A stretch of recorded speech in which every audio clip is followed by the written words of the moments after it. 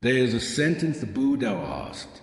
Ordinary people, farmers, parents, merchants to repeat to themselves again and again. Most people today could not finish it. Out loud, it goes like this.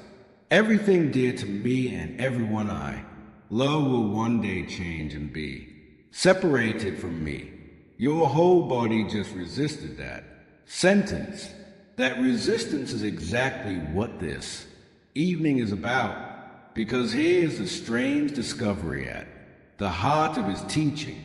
The people who face that sentence daily do not become sad. They become the calmest, warmest, least afraid people in the room. They laugh more easily. They sleep. They hold their children with both hands, because no part of them is busy bracing for the ending. Meanwhile, the people who spend their lives avoiding it, gripping the house, the savings, the marriage, the job title, their own younger face and old, photographs, lose everything twice, once in fear long before anything goes, and once more when it goes. The fear is the part you can do something about. The Buddha left a cure for it, precise as a doctor's, and tonight it unfolds step by step, including the story of a king who had everything, awake at midnight, asking the same question you have asked. In the dark, by the end of this evening, the sentence you just resisted will feel like a door, opening from wherever in the world you are. Listening, you are welcome here. Every cure begins with diagnosis, and the Buddha's diagnosis is easiest to see. In one ordinary man on the biggest day of his life, a man walks across a parking lot, carrying a cardboard box. Inside it, a coffee mug, a desk plant, a framed photo of his family, 31 years. Behind him stands a building where everyone knew his name. Ahead of him waits a Tuesday with nothing in it. He counted down to this day for a decade. An hour ago, there was a party, cake, speeches, a card signed by people who meant every word. And now he stands at his car with a box balanced on the roof, and he cannot make his hand open the door. Some part of him has just finished the math. Tomorrow morning, the phone will stay silent. The problems that needed him will be solved by someone else. The title that answered the question, "Who are you?" will be gone by lunch. Clear his throat. Pay close attention to this man, because nothing bad happened to him. He is healthy. The pension cleared. His wife is glad to have him home. He received the exact change he spent 10 years asking for delivered on schedule with cake, and it is music quietly breaking his heart. Hold that puzzle, because it is your puzzle too. Somewhere in your life there is a change that should not hurt, and it hurts. The promotion that arrived with a strange dread underneath it. The house finally paid off an A. Flatness where the joy was supposed to be. The child who no longer needs help with anything, which is what you worked for all those years, which is exactly why it aches. If change only wounded us when it took something precious, grief would be simple to predict. It wounds us in far stranger places, and until you understand why, you will keep bracing against the wrong things. The Buddha spent 45 years watching this puzzle walk up to him in every form it takes. Farmers who lost harvests, kings who lost sleep, mothers who lost children, and rich men who had lost nothing at all and still could not rest. Out of all that watching, he named 3 kinds of suffering, and you already know each one personally. The first kind is obvious: the toothache, the fever, the phone call in the night, the empty chair at the table. Pain announces itself, and no one needs a teacher to point it out. Every creature that has ever lived understands this kind. The second kind hides because it wears the costume of happiness. It is a suffering tucked inside, pleasant things, and it works like this. Every pleasant thing in your life is in motion. The vacation carries a last day inside.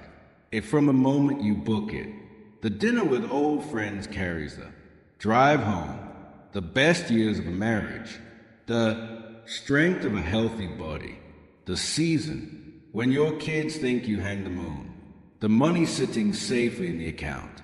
Each one is moving in some deep part of you knows it.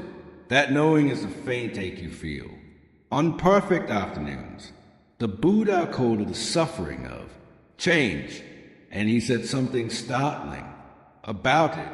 He said, this kind reaches a people the first kind cannot touch.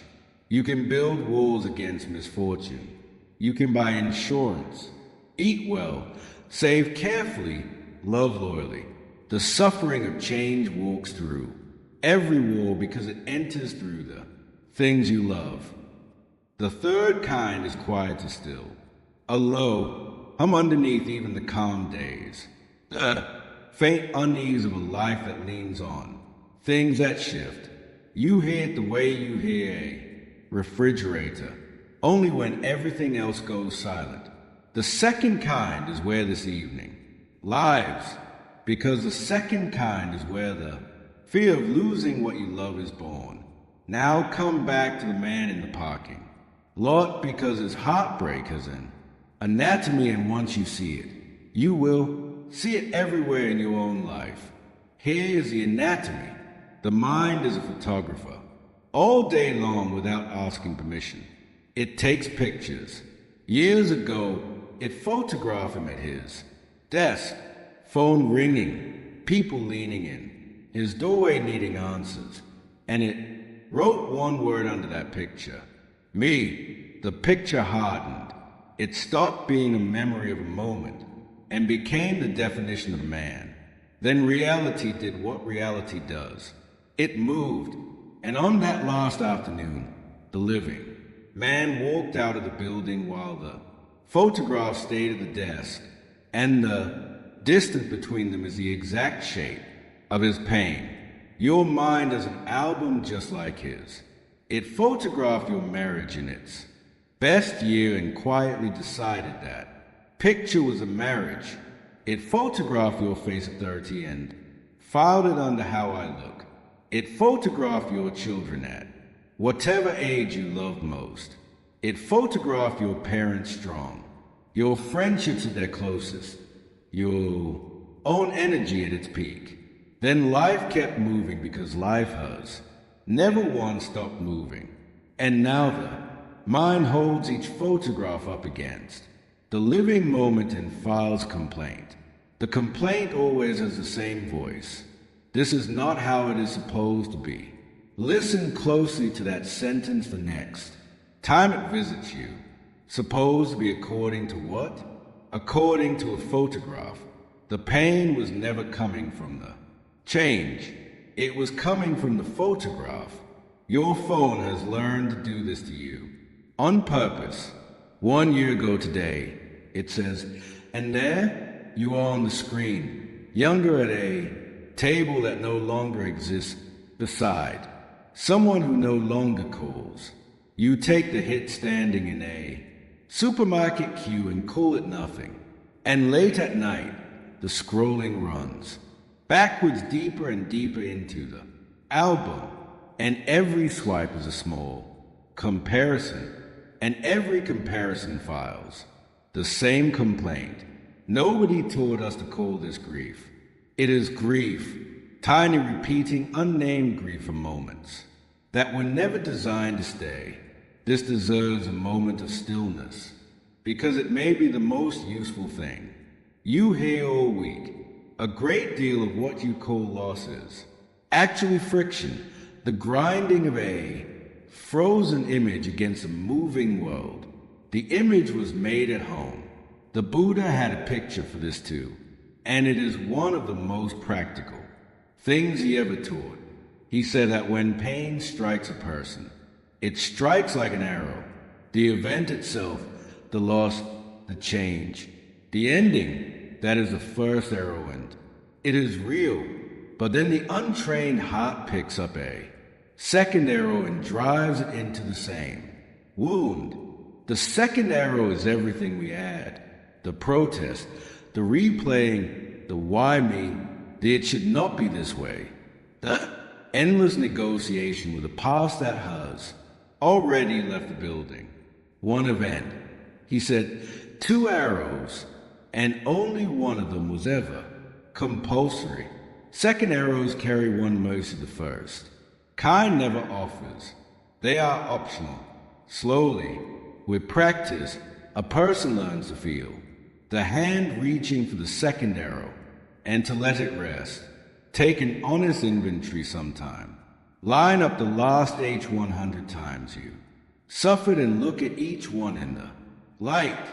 A few of them were first arrows, real wounds from real losses, and they deserve every tear they were given. The diagnosis, the funeral, the betrayal, nothing in this teaching makes light of those, and nothing ever should.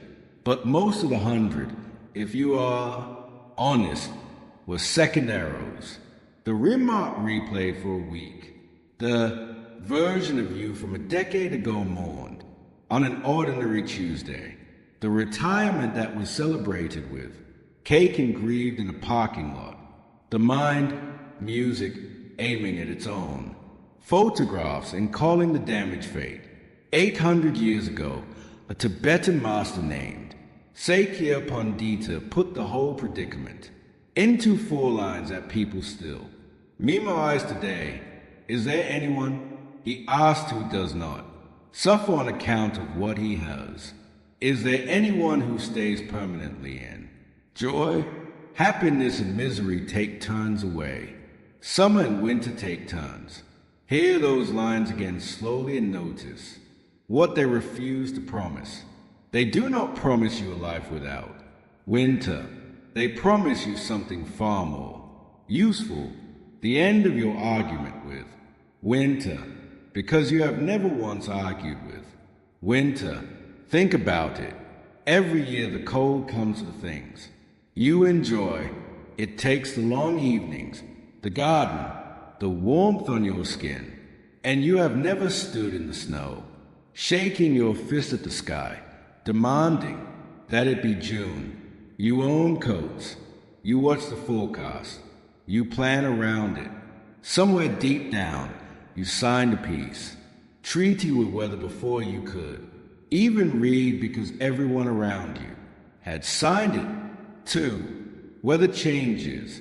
Everyone knows that. And so the change of weather glides over you without leaving a scratch. Now watch what you do with every other change in your life. The friendship that goes quiet. No fight, no falling out. The message is just spacing out until the silence became the friendship, the body that recovers more slowly, the neighborhood that fills with strangers, the role that ends. Same law, same rhythm, same seasons. And here you never signed the treaty. Here you stand in the snow, furious that it is snowing, catching cold from the very argument. The old text described the law without decoration. What rises, falls, what gathers, scatters, what comes together parts, what is young ages. Nobody escapes the rhythm by being good, rich, careful, or loved. The poor tend to take the changes in the body, and the wealthy take them in the mind, lying awake in comfortable rooms, guarding piles that history has promised to scatter. Change spares no tax bracket. It only varies the delivery.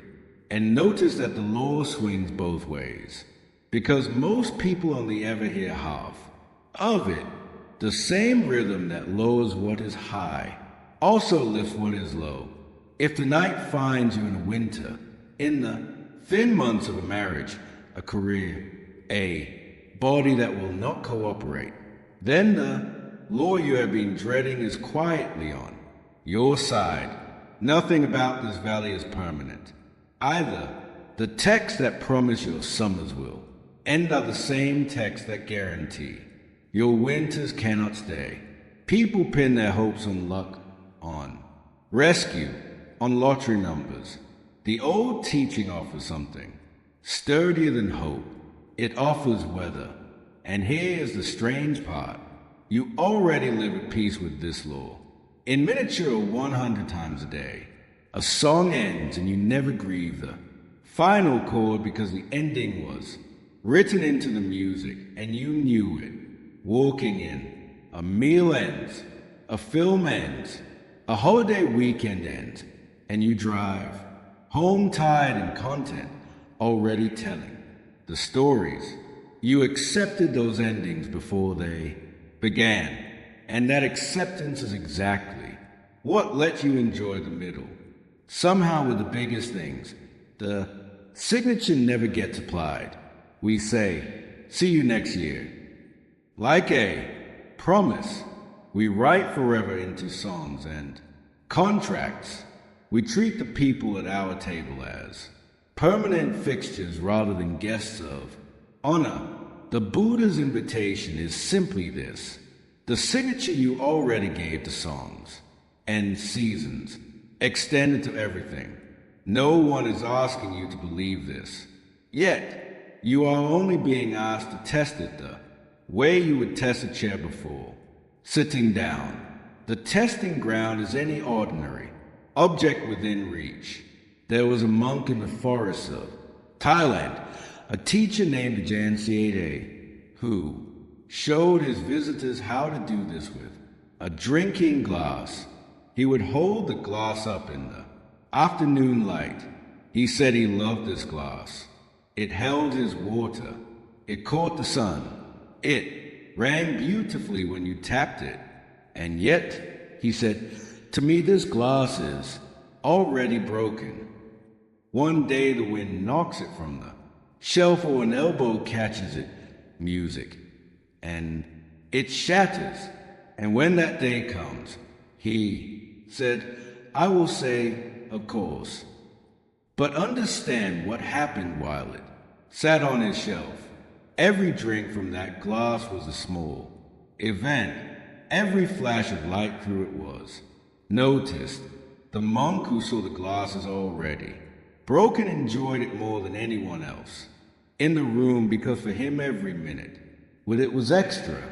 That is what the treaty does when it is signed all the way down. It does not dim the things you love.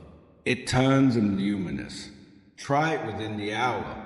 Pick one thing in the room you would miss and look at it the way the monk looked at his glass. Watch how quickly the ordinary turns precious. So the law is even and the law is universal. And here is the question that separates a people this teaching has reached from the people it has not. If the seasons cannot be stopped, what exactly is left to do? The answer begins on a mountain trail. Picture a long path through high country, the kind that takes days to walk. It climbs the ridges where you can see forever. It drops into valleys where the trees close over your head and the light goes green and dim. It crosses rivers. It rises again. Now picture a hiker who has decided that only the ridges count. Watch what his trail becomes. Every descent is a failure. Every valley is an emergency. He stands on each summit in dread, because from up there he can see the path go down, and he has decided that down means something has gone wrong. He is walking the exact same trail as everyone else. He is having roughly 4 times the suffering. No trail on earth stays on the ridge.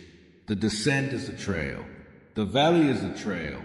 The river crossing where you soak your boots and swear, that is a trail too. A walker asks one question that matters, and it has nothing to do with altitude. Am I still pointed somewhere true? A true direction is simple to describe. You are becoming more honest than you were, kinder than you were, less owned by what you own. The old teachers called it planting good seeds, acting today in ways your future self will harvest gladly. On a trail like that, every weather becomes usable. Sunshine rests you, rain tests you, and both leave you further along. A person moving in a true direction can lose a job and it becomes a bend in the path. A person moving in no direction can win every prize on the shelf and be perfectly lost at the top of the mountain. Your life will rise and fall this year. That was decided long before you were born, and no plan of yours will repeal it. Whether the rising and falling means anything is decided by direction, and direction from where you are sitting at this very moment. Music is still entirely yours. Feel what happens in your body when that lands. Something unclenches because you have been holding a job description that was never yours. Chief officer in charge of preventing all change, guardian of the photographs, negotiator against the seasons. You have worked that job for years, unpaid, exhausted, and failing because the job is impossible, and some part of you has always known it. The Buddhist teaching walks in and hands you a different job description with one line on it. Keep walking in a true direction in every weather. That job is possible. You could start it tonight and watch what it does to the good days, because this teaching is famous for what it does to grief, and the secret is what it does to joy. The dinner with old friends still carries the drive home inside it. It always did. But a person who has stopped fighting, the drive home is finally free to be at. The dinner, all the attention that used to stand, guard at the door, bracing for the ending, comes back to the table, to the faces, to the laughter that is happening. Right now, people who accept the seasons enjoy the summer more. They are the only ones fully in it. You have seen these people. Something in them is roomy. They hold their plans loosely and dare people warmly, and when change comes for them, they bend like grass and straighten up again while sturdier. Neighbors snap. You can watch this play out in any house with growing children. One parent keeps trying to press pause. Stop growing. They say it every birthday, half joking. And underneath the joke, a real refusal is hardening, and the refusal makes every birthday sting. The other parent knows the whole thing is water. The bedtime stories will end. The little voice will deepen. The hand will stop reaching for theirs. On the way to school, some ordinary morning without ceremony or warning, and because they know it, they are down on the floor tonight inside the fort, made of blankets, missing nothing. 10 years from now, both parents will have lost the same childhood. Only one of them will have been there for it. The man from the parking lot is 3 weeks into his new life now. Mornings are the hard part. He stands in the kitchen at mid-morning, holding his coffee, and the old day runs in his head like a tape. Meetings he would be in, calls he would be making. He has started saying a sentence to his wife casually, the way people say deeply uncasual things. I used to be somebody. She laughs gently and tells him he still is. And it does not help, because consolation never reaches a place A. Photograph lives. Then one morning, standing at that same counter, he actually hears it. I used to be somebody. And for one clear second he catches the trick hiding, snorts in his own sentence. Used to be, according to what? According to a picture of a desk He looks down and notices as if for the first time that his hands are empty. No phone, no folder, no next thing. 31 years of full hands, and he never once chose what they held. The photograph says, empty hands mean nobody. His chest says something new is finally possible. For the first time since the cake, he is curious about the difference. That evening, he digs the fishing rods out of the garage, the ones that waited through 3 decades of someday. Nothing dramatic happens. The lake is quiet and he catches almost nothing. But a man who was grieving a photograph is sitting in an actual sunset. And if you asked him now who he is, there would be a long pause, and the pause would be the healthiest thing about him. Stay with his empty hands for a moment, because they are pointing at something enormous. His worth was somewhere else.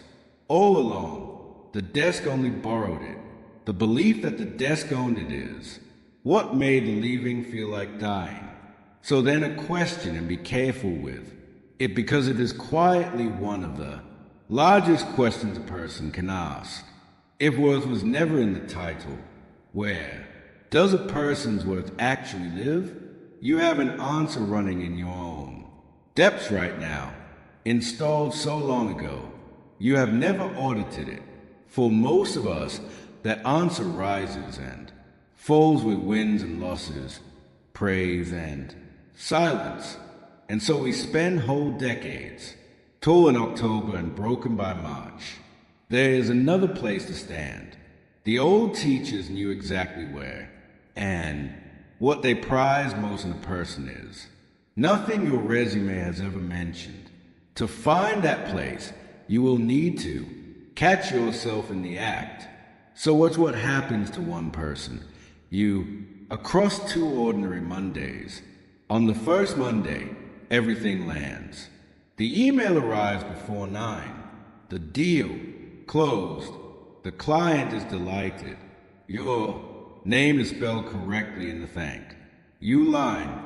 You walk taller through your own hallway. Coffee tastes like victory. You are patient in traffic, warm with the kids, generous to the slow cashier. Somewhere around noon, you catch your reflection in a window in a quiet sentence forms. I am good at this. I am good at life. Second Monday, 2 weeks later, one message, 11 words long, with a tone you cannot quite read. By 10, you have reread it 6 times. By noon, you have red drafted your entire career in your head. The patience is gone from your driving. The kids get short answers, and the reflection in the same window has somehow become a fraud. A person who has been fooling music, everyone, and is finally about to be found out. Now hold the 2 Mondays side by side and look at what did the moving. Same person, same abilities, same bank account, same family, same 20 years of skill and effort. Nothing about you changed in 14 days. Only the scoreboard changed, and you rose and fell with it like a cork on the tide. This is worth saying plainly because almost no one ever says it to us. If your sense of worth is tied to results, then your sense of worth must fluctuate. That is arithmetic, and no amount of achievement ever repeals it. A self-esteem built on outcomes is a house built on a surface that is guaranteed to move, because outcomes belong to the world of rising and falling the same whether you have been watching all evening. You have felt this for years without the words for it. The exhaustion of needing every week to go well. The dread on the eve of anything that might not. And no one chose this arrangement consciously. It was installed early before you could inspect the paperwork. Gold stars for the right answers.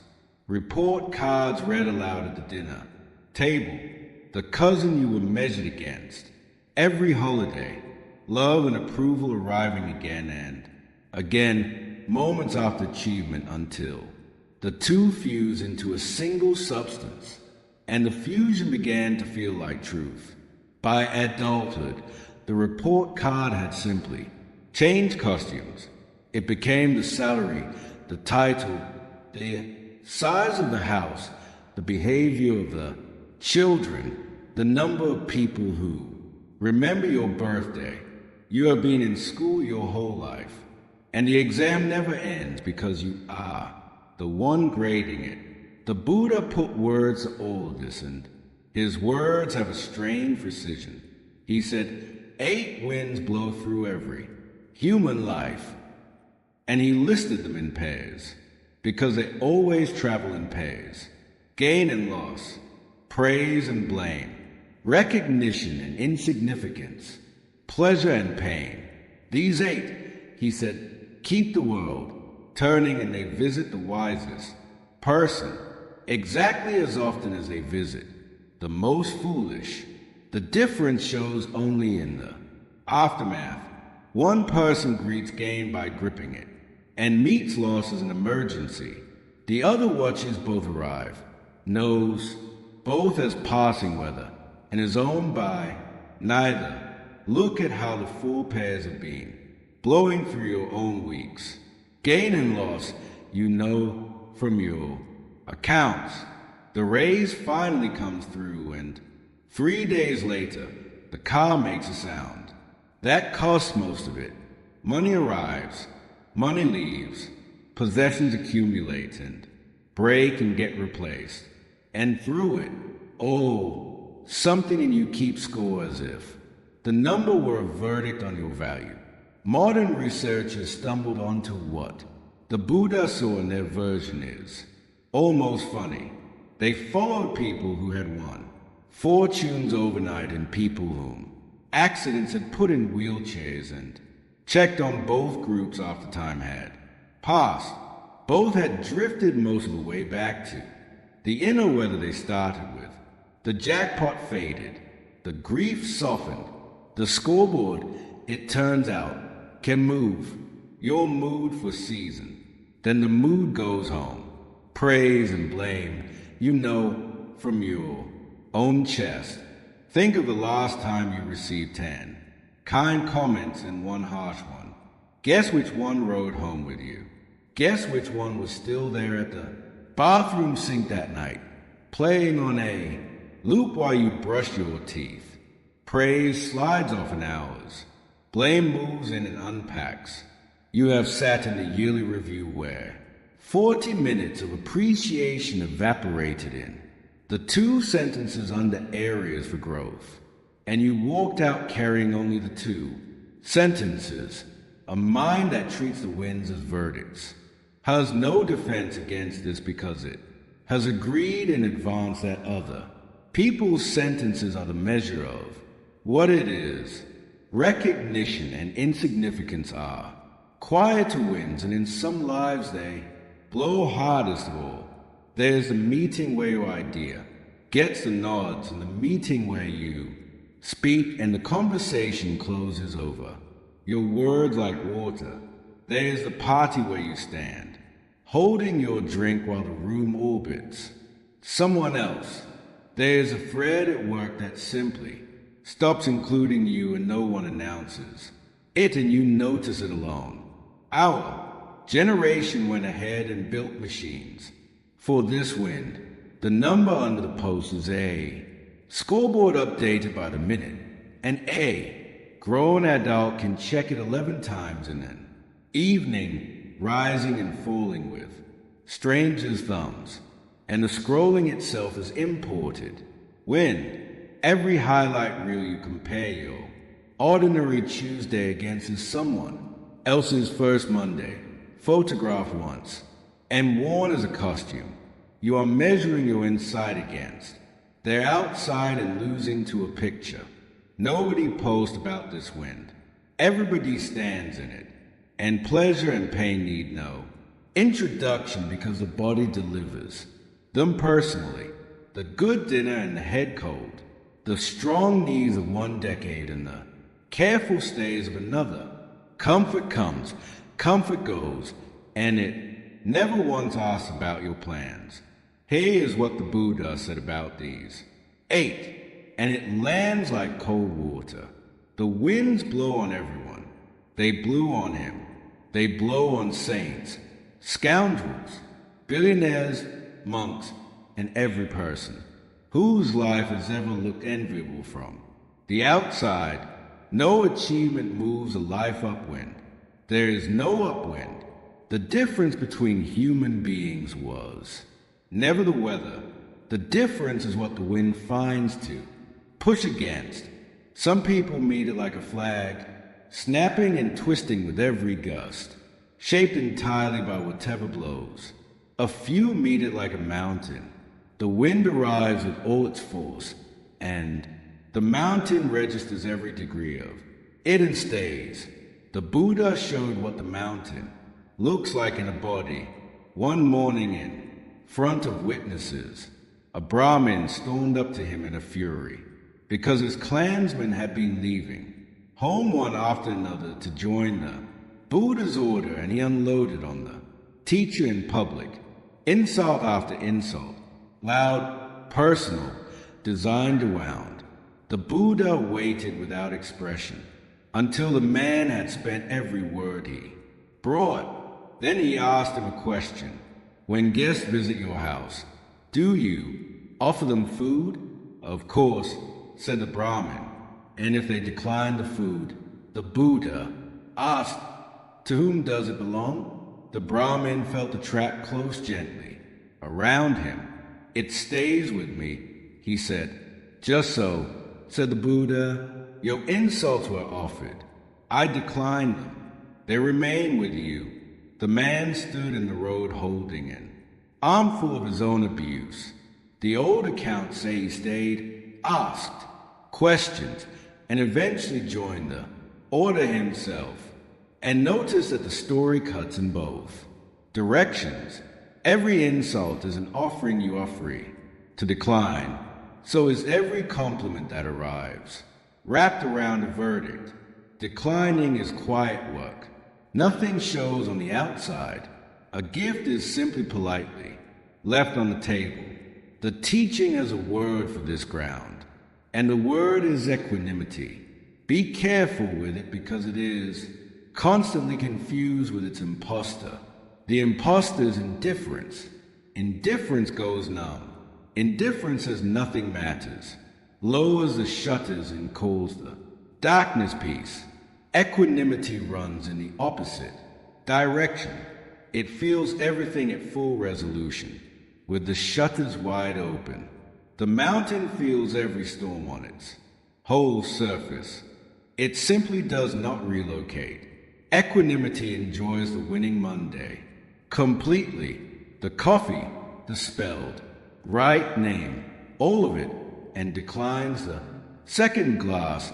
The one labeled this proves I matter. It hurts on the losing Monday, honestly, and without pretending, and declines the matching glass. The one labeled this proves I am nothing. The events stay, the verdicts go. You have met a person like this. Somewhere, the nurse on the night shift whom bad. News cannot scatter. The grandmother who buried a husband and 2 friends in a single year and still laughs from the belly, still arrives with food, still notices when your voice sounds thin on the phone. People like this were never spared. The winds, ask them and they will show you storms that the flag people around them never survived. Somewhere along the way, their footing move off the scoreboard onto something the wind has never reached, and everyone near them feels a difference without being able to name it, which brings us to the promise from a few minutes ago, the thing the old teachers prize that no resume has ever mentioned. In the monasteries of Tibet, teachers spent years watching their students before deciding who could be trained. Deeply, they had riches to choose from, students with dazzling minds, students with devotion that could light rooms, students with perfect memory, tireless energy, hearts naturally soft with generosity. Ask what the old Tibetan teaches. Watch for first in the answer sounds almost disappointing. Stability, the student who was recognizably the same person on the good days and the bad ones, the one whose practice did not depend on the week going well. Centuries of watching had taught those teachers a hard pattern.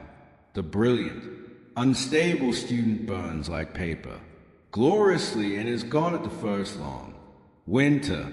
The steady one is still sitting therein. Year 20 quietly transformed. Steadiness turned out to be the single best predictor of a human being who would actually grow. The reason deserves one more breath, because it reaches far beyond monasteries. Growth of any kind compounds, and compounding has one non-negotiable condition: staying in the game. The unstable student is never destroyed by his low weeks. He is destroyed by what he does after. Resigning at every low, coasting at every high, so that 20 years of practice add up to 200 beginnings. The steady one collects the interest. It works this way with meditation, with marriages, with craftsmanship, with raising children. Ask anyone who has done anything well for 30 years. The talent mattered less than the staying. Your resume lists your peaks. The old teachers were reading the line underneath. So the question from the parking lot can finally be answered. If worth was never in the title and never on the scoreboard, where does it? Live? Run the 2 Mondays one more time and look for what was present in both. The deal closed and something in you was there, awake, snorts, watching the joy arrive.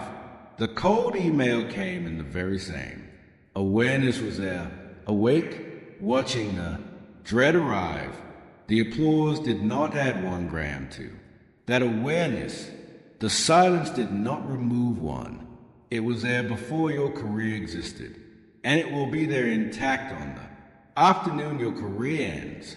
It is the one thing in your life the winds have never reached. When the old teachers spoke about the deep worth of a person, they were pointing there the capacity to be aware, to care, to begin again. A capacity that arrives with every human birth and never takes a single Monday off. If that sounds abstract, put a newborn in the picture. Nobody stands at the crib asking what the baby has achieved.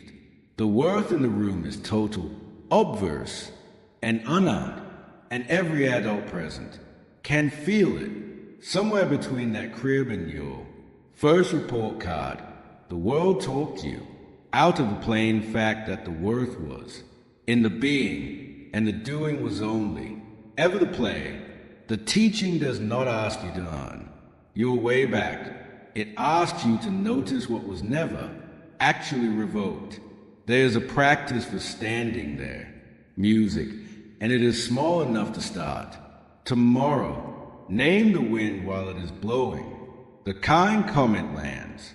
The warmth spreads through your chest, and somewhere in the middle of enjoying it, you say inwardly, praise, wind from the pleasant side.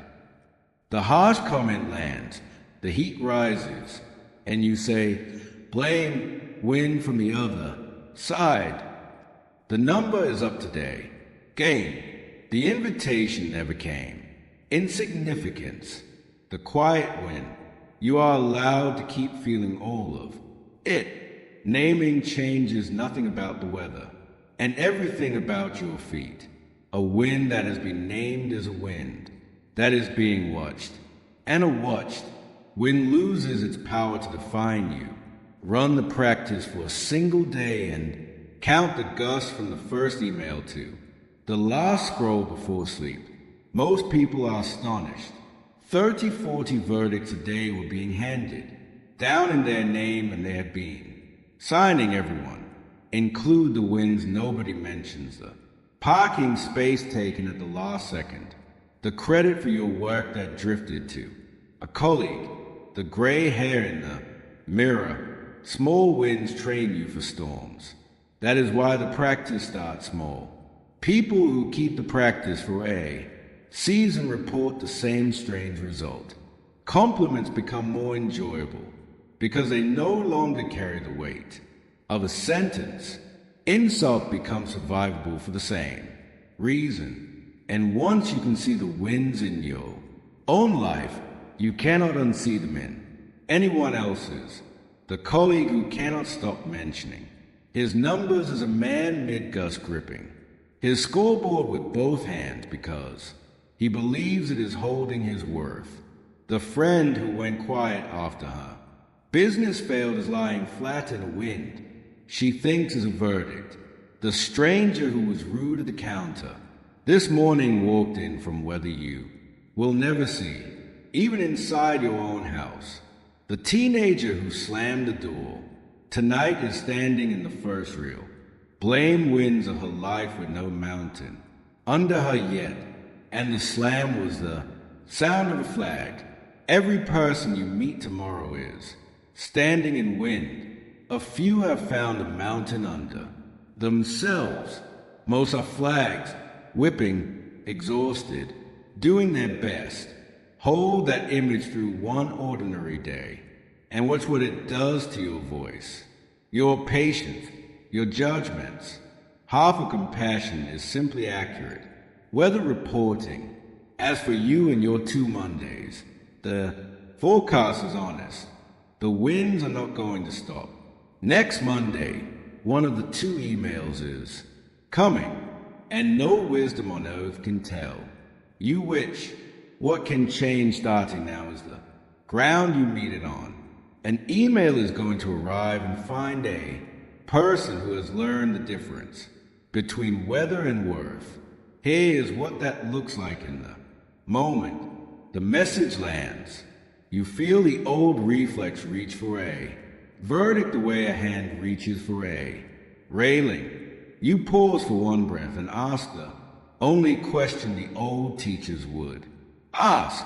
Has anything real changed, or has weather arrived? 9 times out of 10 it is weather. And on the 10th time when something real did change, you will handle it better anyway, because you will be meeting the event itself with both hands free. That is the whole trade this teaching offers. The winds keep their schedule. You change what they arrive to. And yet, blame and loss are outside winds, and outside winds eventually die down. There is one wind that blows from the inside, and it can blow for years without a single day of rest. The voice of your own conscience replaying the thing you did and cannot undo. Against that wind, steadiness alone is never enough. Something more is needed, and the clearest way to see it is to visit the life where it was needed most. That life belonged to a king in his story in one of the oldest records of the Buddha's own words. Picture the richest bedroom in northern India on a warm night about 2,500 years before the room you are sitting in now. Oil lamps burn low along the walls. The bed is carved. The linens are perfect. Armed men stand outside the door, and beyond the door lies a palace. And beyond the palace, a capital city. Music, and beyond the city, an entire kingdom. And every inch of it obeys the man lying in that bed. His name is Ajata, king of Magadha, the most powerful realm of its age. He is young, healthy, victorious, and wide awake. He is awake the way you have been awake, not from noise and never from cold or hunger, because his life has been swept clean of every discomfort money can reach. He is awake because the moment he closes his eyes, the theater behind him begins. Its only show, the same scenes, the same faces, the same sequence of choices replayed, with a commentator who never tires, asking the question that has no answer. Why did you do it? God can be posted against assassins. Nothing can be posted against memory. By day, he managed it the way you manage. Yours, he stayed busy. The records of the age show are restless. King raising armies, building walls, fortifying cities, picking wars he did, not need with neighbors who had not troubled him. Motion is the oldest anesthetic there. Is, as long as the day is full. The commentator has no stage. You have done your version of this. The overworking that everyone praised. The counterpack so tight that no silence could get a foothold. The phone reached for in every unguarded moment because an unguarded moment is. Music, exactly where the replaying begins. It works after a fashion for years. And then the body lies down. The room goes dark and the day runs out of places. To hide, here is what the memory holds. His father was Bimbisara, and by every account that survives, Bimbisara was that rarest of things.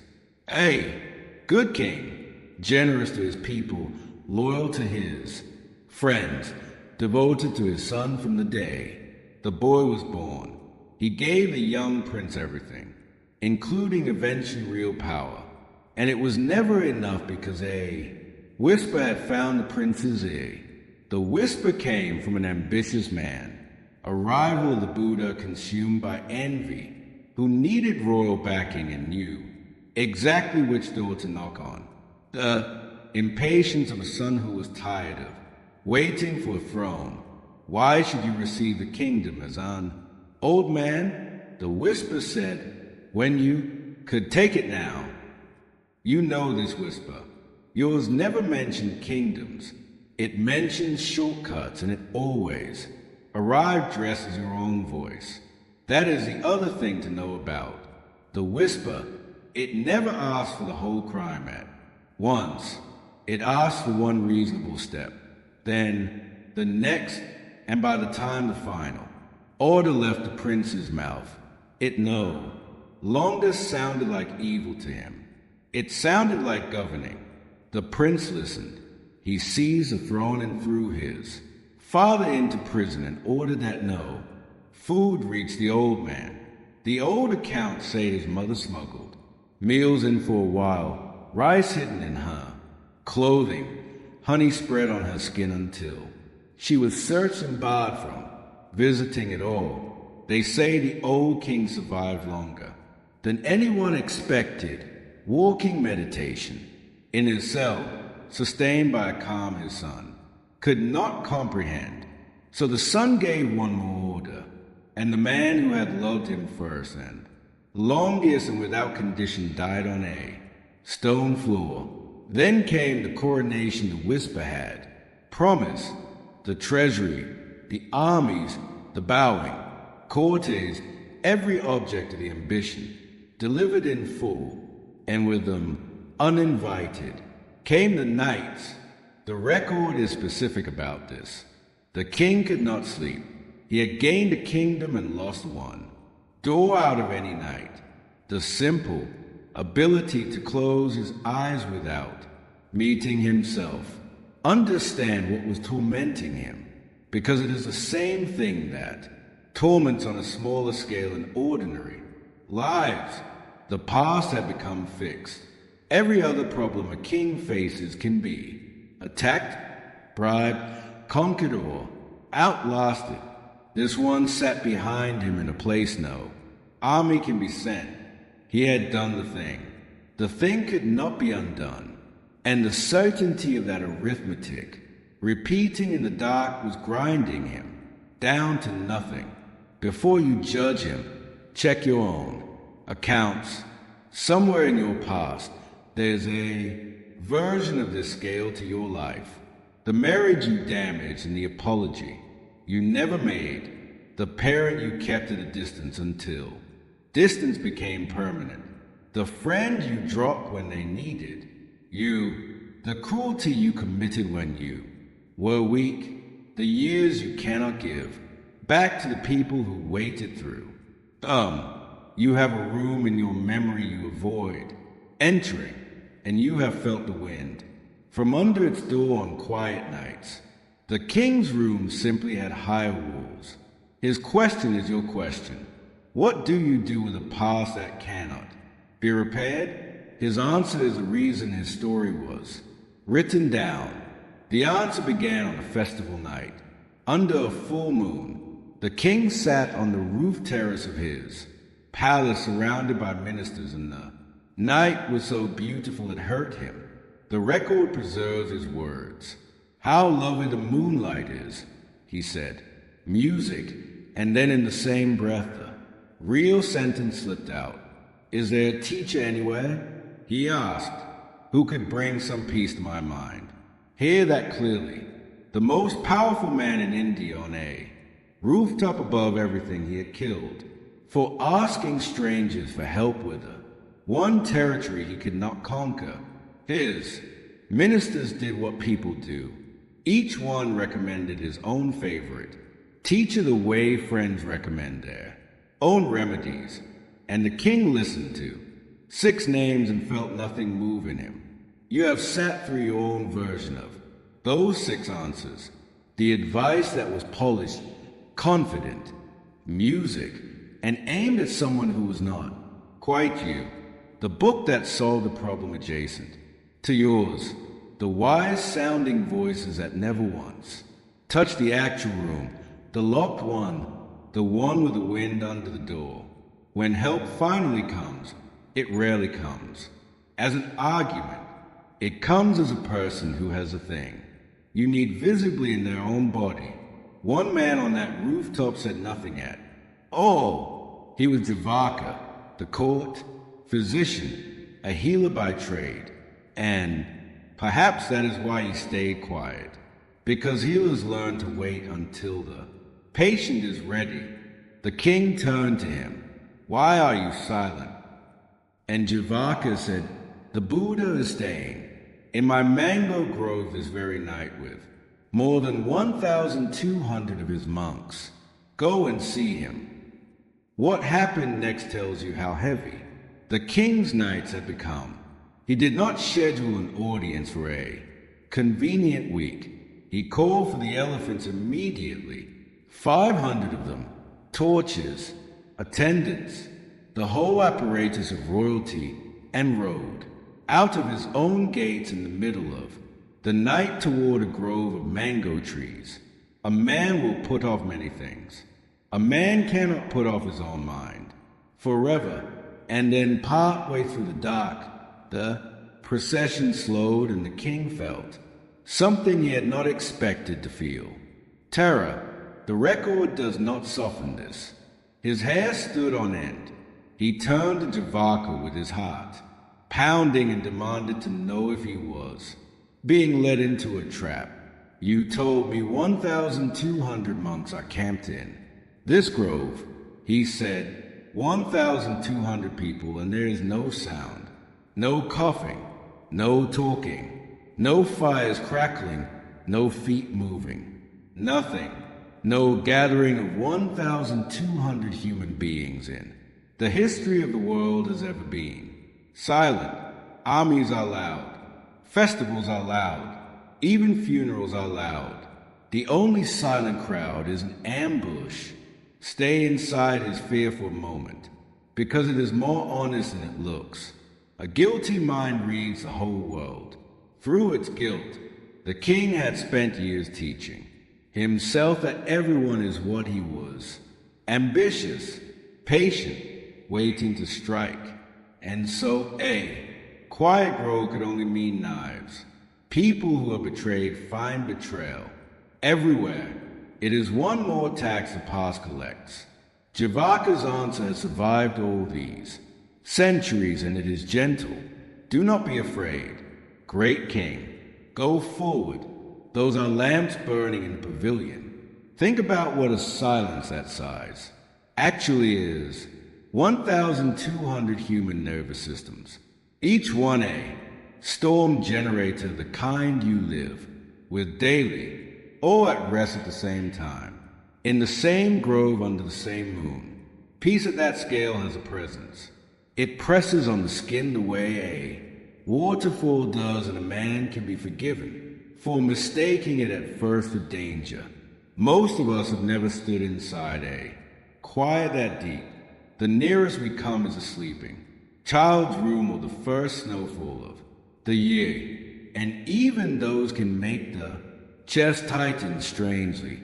Music, as if something enormous were being said in a language we almost remember.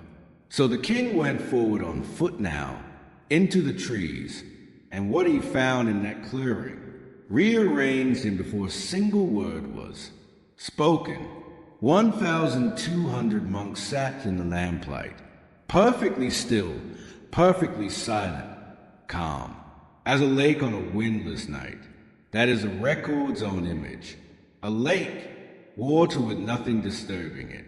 The king stood at the edge of the clearing, a man who owned everything, music, and slept nothing, looking at 1,200 men who owned a robe and a bowl, and rested like children. The arithmetic of his entire life failed. In that instant, everything he had murdered for could not buy 1 minute of what these men had in unlimited supply, and out of that failure came the most human sentence in the whole story. He whispered it.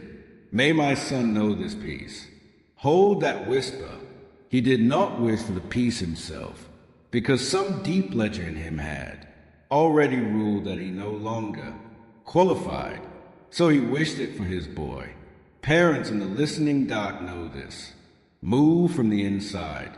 The dreams you quietly transferred, the hopes you stopped holding for yourself, and pinned to smaller shoulders. And there's a blade hidden in the moment because the son, the one he wished peace upon, was born to a father who killed his own father for a throne. The Buddha heard the whisper in his first words to the sleepless king while, not a sermon, he said, your thoughts have gone to someone you love. You know the difference between being heard and being read, because both have happened to you. Plenty of people have listened to your words once or twice in a lifetime. Someone looks straight past the words to the weight you are actually carrying and names it gently, accurately, before you have confessed a thing. You remember every person who has ever done that for you. The king met one at the worst hour of his life, seen instantly, completely, the first medicine the king received. That night was simply being read by someone without being condemned. They talked for a long time in that grove. The king asked his question, the one he had carried through 6 disappointing answers. What does a contemplative life, music, actually produce? Show me its fruits here now in this visible world. And the Buddha answered him step by step, patiently like a man walking a guess up a staircase from the simplest freedoms to the deepest ones, the peace of needing less, the lightness of harming no one, the steadiness of a guarded mind, the joy of deep meditation, and above it all, the freedom of seeing things exactly as they are. The king had asked to see the fruits. The truth is he had already seen them. They were sitting in rows all around him, breathing quietly in the lamplight. Notice what is missing from that staircase. Nowhere on it did the Buddha promise the king repaired past a silenced memory, music, or a single night of guaranteed sleep. Every fruit he named grows on one tree. Only the present moment, the one field, the king had never once found. And then at the end of the long night, with the talk complete, The king did the thing he had actually come to do. The elephants, the torches, the royal procession, all of it had been the outer shell of a single unbearable sentence. And now the sentence came out. Transgression overcame me. He said, I was foolish. I was blind. I was music, wrong. I killed my father, a righteous man, a righteous king, for the sake of a throne. May the teacher accept this confession, so that I may restrain myself in the future. Sit with what that cost. Music. Kings did not confess. Kings rewrote records, silenced witnesses, built monuments to their own innocence. This king said the unsayable thing out, loud in front of 200 witnesses with no bargaining position at all. And the Buddha's response is preserved, word for word, and it is worth hearing, slowly, because almost no one in your life has ever responded to a confession this way. Yes, he said, transgression overcame you. You were foolish. You were blind. You were wrong. No flinching. No softening. No, it was complicated. No, your father would understand. The full weight of the act. Acknowledge to the grave. And then, but since you see your fault as a fault and confess it and commit to restraint, we accept your confession. For this is growth in the noble. Discipline to see a fault as a fault to speak it and to turn. Read that structure again, because it is a door you may need someday. Total honesty about the act. Total openness to the person. Most of us have only ever received one or the other. The brutal honesty that crushes, or the kind blindness that excuses. The Buddha did both at full strength in the same breath, and that combination has a name. Its name is mercy. And now the part that makes the story trustworthy, the part a fairy tale would have left out. The king was not magically healed that night. After he rode home, the Buddha turned to his monks and said quietly, the king is wounded. Had he not killed his father, the clear eye of truth would have opened in him. This very night, the axe still had its weight. The nights ahead of him were not all peaceful ones. The record refuses to pretend otherwise, and you should trust it more because it refuses. Understand what wounded means here, because adults deserve the honest version. Grace and consequence run on separate tracks, and one does not cancel the other. The confession was fully accepted, and the harvest of the act still came due in this life, and beyond it, as a tradition tells it. Anyone who promises you otherwise that one clean moment wipes the ledger is selling something the Buddha refused to sell to a king. What the turning changes is what gets planted from today forward. The old field keeps its old crop. Every field after it is new ground. But something had changed that no weight could change back. The confession did not erase the past. It changed the direction of the man carrying it. Test this against your own history, because you are the proof that is nearest the hand. The person who could not stay off the bottle 10 years ago is not required to be drinking tonight. The parent who said the unforgivable thing in one terrible kitchen has spoken 10,000 gentler sentences since. The coward of one afternoon has been quietly brave 100 times when no one was scoring it. You have already changed more than you admit. The you of 10 years ago could not have sat still for this teaching, and yet here you are deep into the night with it. The current has been carrying you the whole time. The only question was never whether you would change. It was whether anyone would be steering. Steering is available It was available to a man with a murdered father on his conscience in an age with no second chances for kings. It is certainly available to you. He rode home the same king with the same history, and the old accounts say he became a protector of the teaching for the rest of his life, a patron of the community, a man pointed somewhere true. The ride out had been driven by terror. The ride home was lighter, and the difference between the two rides is everything this evening has been circling, because here is the teaching arriving. Only now, after the story has done its work, the law you have been learning all night, the law that takes what you love, has a second face. Everything changes means everything. The good marriage is impermanent. Yes, so is the man who destroyed one. The strong body will age.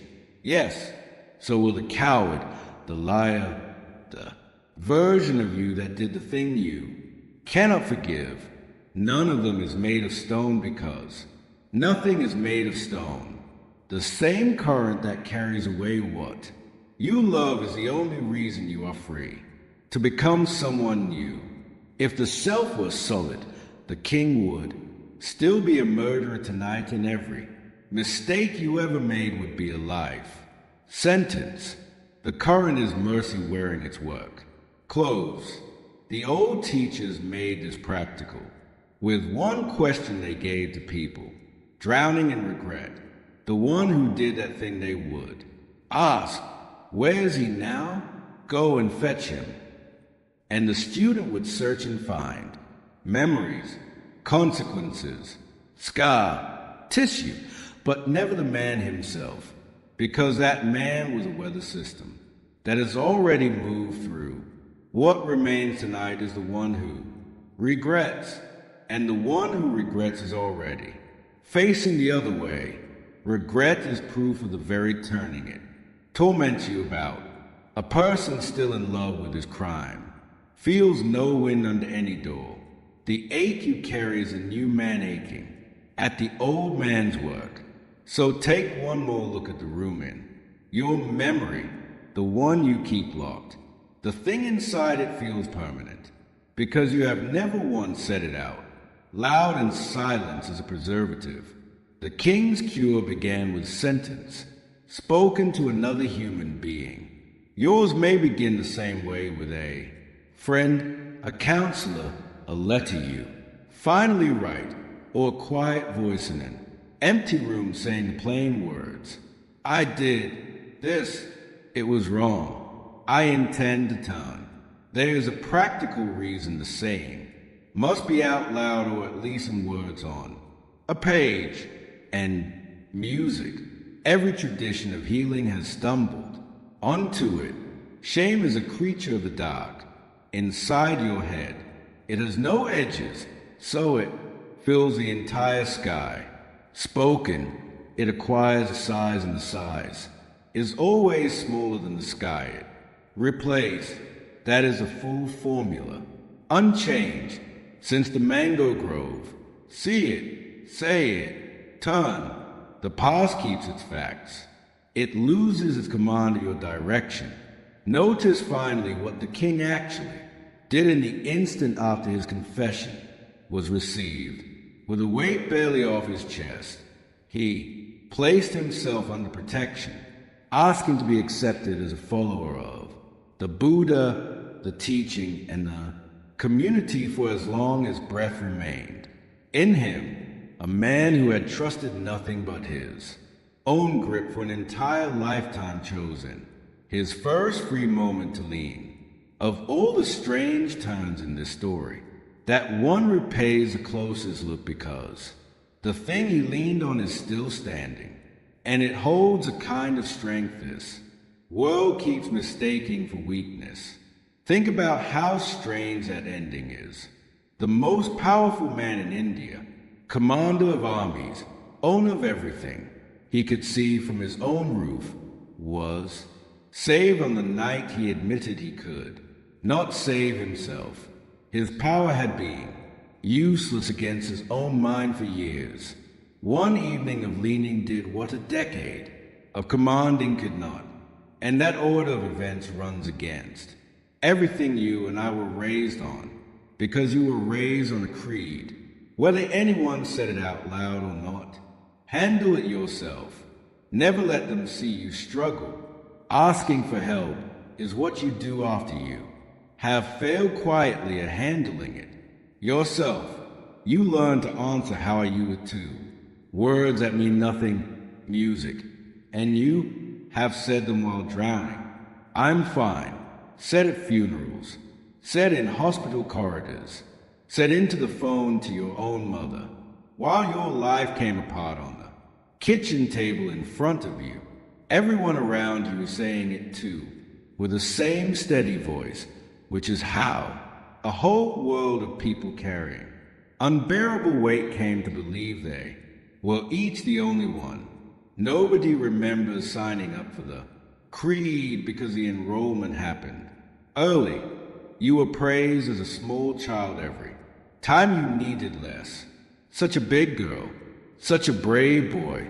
He never cries. The workplaces of the world picked up where the praise left off, rewarding the ones who never seem to struggle, promoting the sealed and clears throat, the smooth, and the bill for all this arrives in midlife music, in the quiet epidemic nobody chose, grown adults surrounded by contacts with no one they have ever once handed the truth. The creed produces competent, admired, profoundly unaccompanied people. It is very good at what it does. The old teaching starts from the opposite end, 8 centuries ago. In the verse this evening has been walking through Sakya. Pandita wrote that the weak by calling on the name of the great receive protection. The weak sit with how deliberately he chose that word. In his language, it did not mean the failed or the broken, clear his throat. It meant the honest, the person who has done the accounting and admitted the true size of what they are carrying in the true size of their own 2 hands, and notice the difference. By that definition, the king in the mango grove became weak at the exact moment he became honest, and it was the strongest thing he ever did. There's a reason the proud cannot be helped, and it has nothing to do with anyone refusing to help them. A cup that is already full receives nothing, no matter how much is poured. Over it, the pouring runs down the sides. Pride is a fullness of exactly that kind, full of explanations, full of plans, full of the exhausting performance of being fine. Help slides off a person like that, and heaven itself could not get a drop in. Humility is simply the emptying. It costs nothing, requires no talent, and the moment it happens, everything that was always being offered finally has somewhere to land. So, what did the king actually lean on? 3 things, and the tradition has counted them on the same 3 fingers. Ever since, they sound foreign until you look at them closely, and then they turn out to be the 3 most practical objects a struggling person could ask for. The first is the Buddha himself, and what he actually offers is proof. Not a god watching from somewhere above the weather, but a human being with a body that aged AD and a family that disappointed him, and a mind that once churned exactly the way yours churns, who worked with that raw material until it opened into complete peace. Proof matters more than comfort. A drowning man does not need to be told that swimming is theoretically possible. He needs to see someone standing on the far shore dripping alive. That is the first refuge. It has been done by one of us, and the proof held under conditions you would recognize. This was a man with back pain that fled in old age who was blamed and slandered in public whose own cousin, the same envious whisperer from the king's story, tried 3 times to have him killed. Illness reached him, insult reached him, betrayal reached him from inside his own family. The peace was never a greenhouse flower. It was tested by the same weather that tests yours, and it held for 45 years in public where everyone could watch. The second is the teaching, the path itself, and what it offers is a map. You have been improvising your inner life since the day you were born. Nobody handed you instructions for grief, for rage, for the midnight replaying of old wounds. So you have been inventing responses on the spot in the dark under fire your whole life. The teaching is the accumulated trail, notes of everyone who walked out of that dark before you, where the ground gives way, where the water is, which shortcuts are lies. The relief of a map is not that it walks for you, it is that you stop wasting your strength on directions that were never going to work. Open the trail notes anywhere and you find this exactness. Take the page on anger. Your improvised method is the one. Everyone improvises. Swallow it until it leaks or fire it back and call it honesty. The map says something tested instead. Hatred has never once ended hatred at any point in human history, and only its absence ever ends it. That is one line from one page, and entire wars, marriages, and family feuds have turned on whether anyone in the room knew it. And the third is a community, the ones walking now, and what it offers is the end of the loneliest sentence. You know, the sentence is nobody understands what this is like. 1,200 people sat in that grove. Every one of them had walked in carrying something, a dead child, a burned village, a past like the king's, a mind that would not stop. Whatever you are carrying tonight, someone on this same path has carried. It is carrying it now at this very hour, in some other time zone, listening to these same words. You are one voice in a very old choir. That fact changes nothing about your circumstances and everything about the weight of them. People who finally walk into a grief, group or report the same first shock. It is a nodding. You describe the thing you were sure made you a monster, the relief mixed into the mourning, the anger at the person who died, and around the circle, heads simply nod. Known territory, mapped by every person in the room. Half the weight of any burden turns out to be the belief that it is yours alone, and that half can be set down in a single evening. The choir is older than any nation. Currently on the map, the same 3 refuse the king spoke in.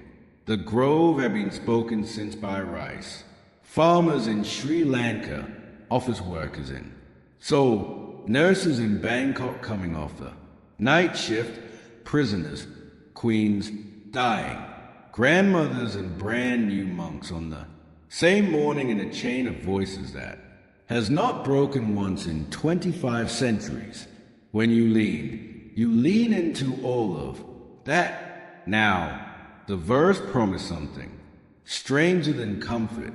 It promised protection, and music tied the protection to a name, to the speaking of words. To modern ears, that sounds like superstition. So the tradition would tell you a story about how words can carry weight, music, and this one has been told to children in Asia for over 2,000 years. A quail chick sat in a nest on the floor of a forest, too young to fly, too young even to walk, and the forest caught fire. Every animal that could run ran, every bird that could fly flew, including in the oldest tellings, the chick's own parents. The fire came on a walking wall, eating the dry season whole, and the chick stood in the nest with wings that were only an idea and legs that would not hold. Nothing in the visible world was coming to save it, so the chick did the only thing left to, a creature with no strength of its own. It told the truth out loud. I have wings and they cannot fly. I have feet and they cannot walk. My mother and father are gone.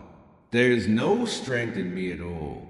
And standing on that plane, spoken truth, the chick called on the goodness of every awakened being who had ever lived and asked the fire to turn. The story says the fire came to the edge of the nest and stopped away a wave, stopped at a line drawn in the sand and went out around that one small circle of ground. You can hold the miracle loosely.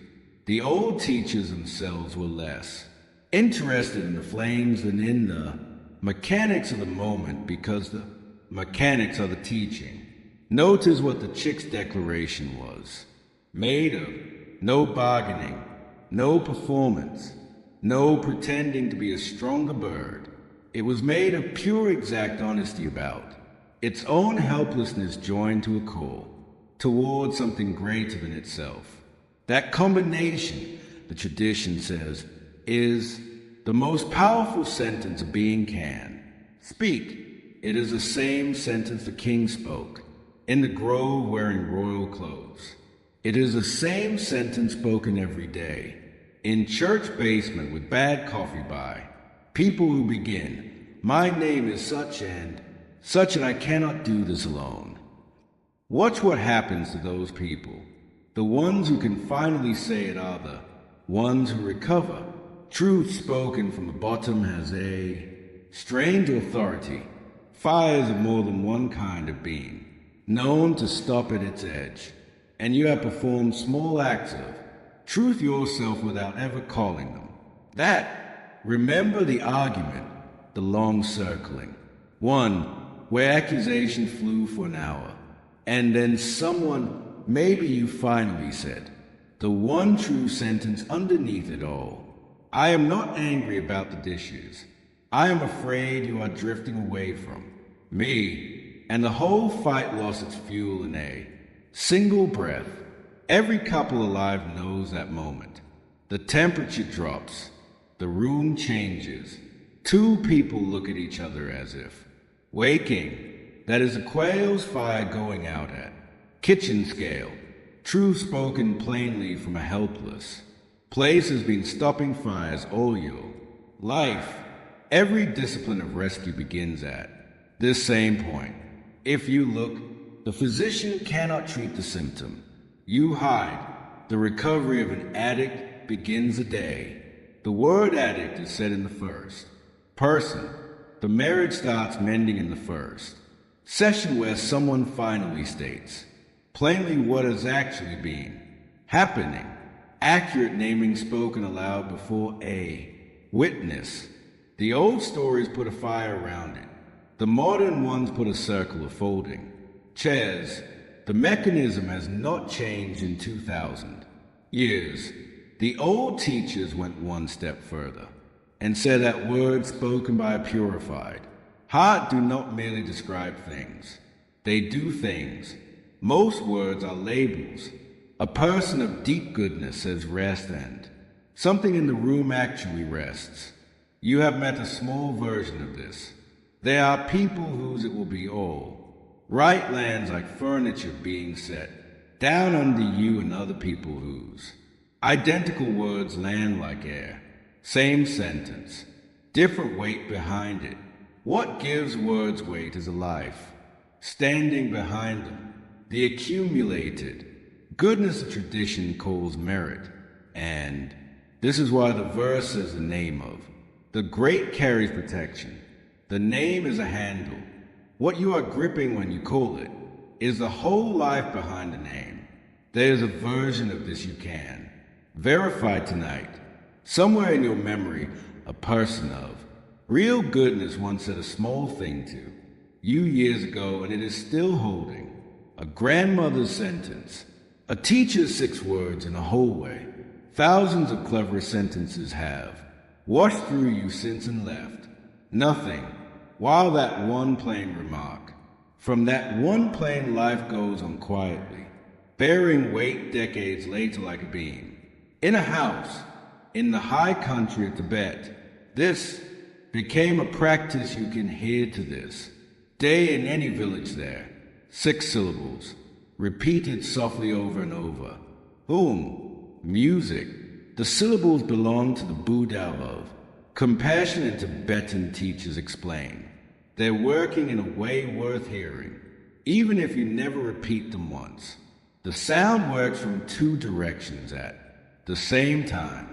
They say, from outside like sunlight the blessing of all that accumulated compassion, falling on the one who calls, and from inside like a seed waking, underground because compassion is already lying dormant in the person, speaking, and the syllables are water poured on it, whatever you make of the metaphysics.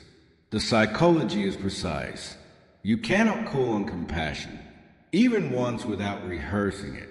The prayer practices the very quality it requests, and the one who asks for kindness daily is performing kindness daily on themselves first. In Tibet, the syllables ride under everything, hummed by taxi drivers in traffic, by grandmothers shelling peas, by pilgrims counting beads worn smooth. As river stones, ask them why, and the practical ones will tell you the mind is going to murmur something all day regardless. Left alone, it murmurs worry. The practice simply gives it something worth repeating, and the repetition wears a channel the way water wears stone, so that in the hard moment, the mind falls toward compassion by habit instead of toward fear. Now bring all of this down out of the mountains and into your weak because refuge is ordinary faces, and you have been walking past them. Refuge is a friend you keep almost, calling, the one whose name your thumb hovers over before you decide your problem is too heavy to hand to someone who loves you, as if love were a shelf rated full. Lighter things. Refuge is a counselor whose number has been sitting in your notes for a year.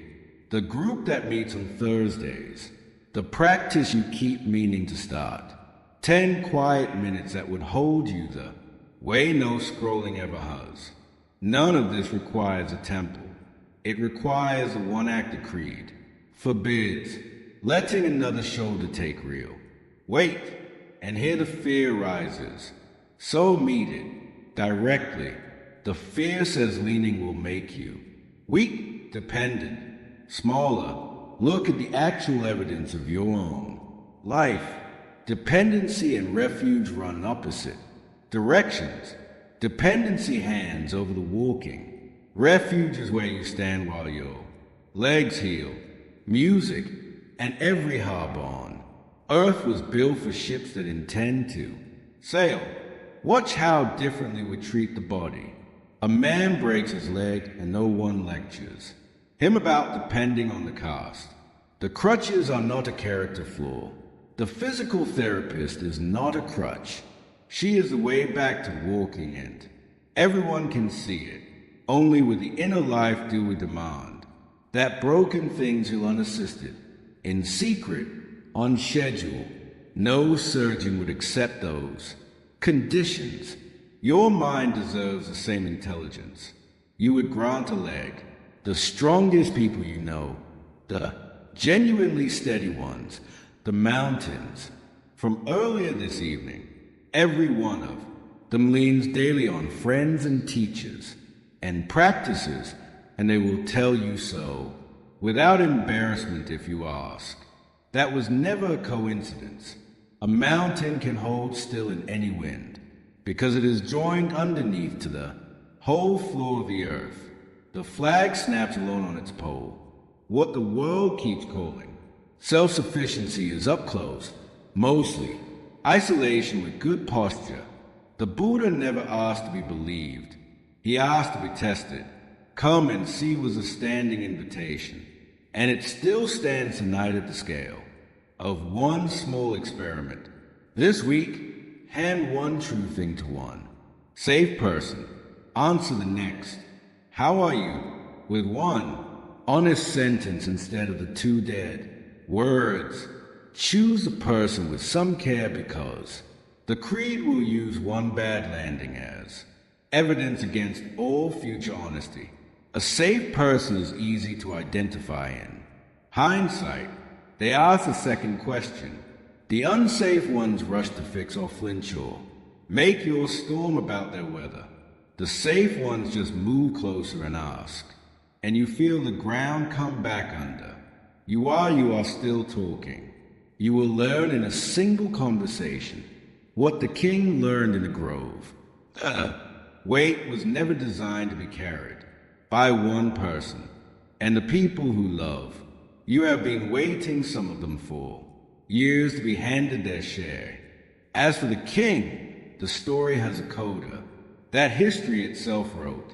When the Buddha died decades after that, night in the grove, the community gathered to recite and preserve everything he had taught so that none of it would be lost.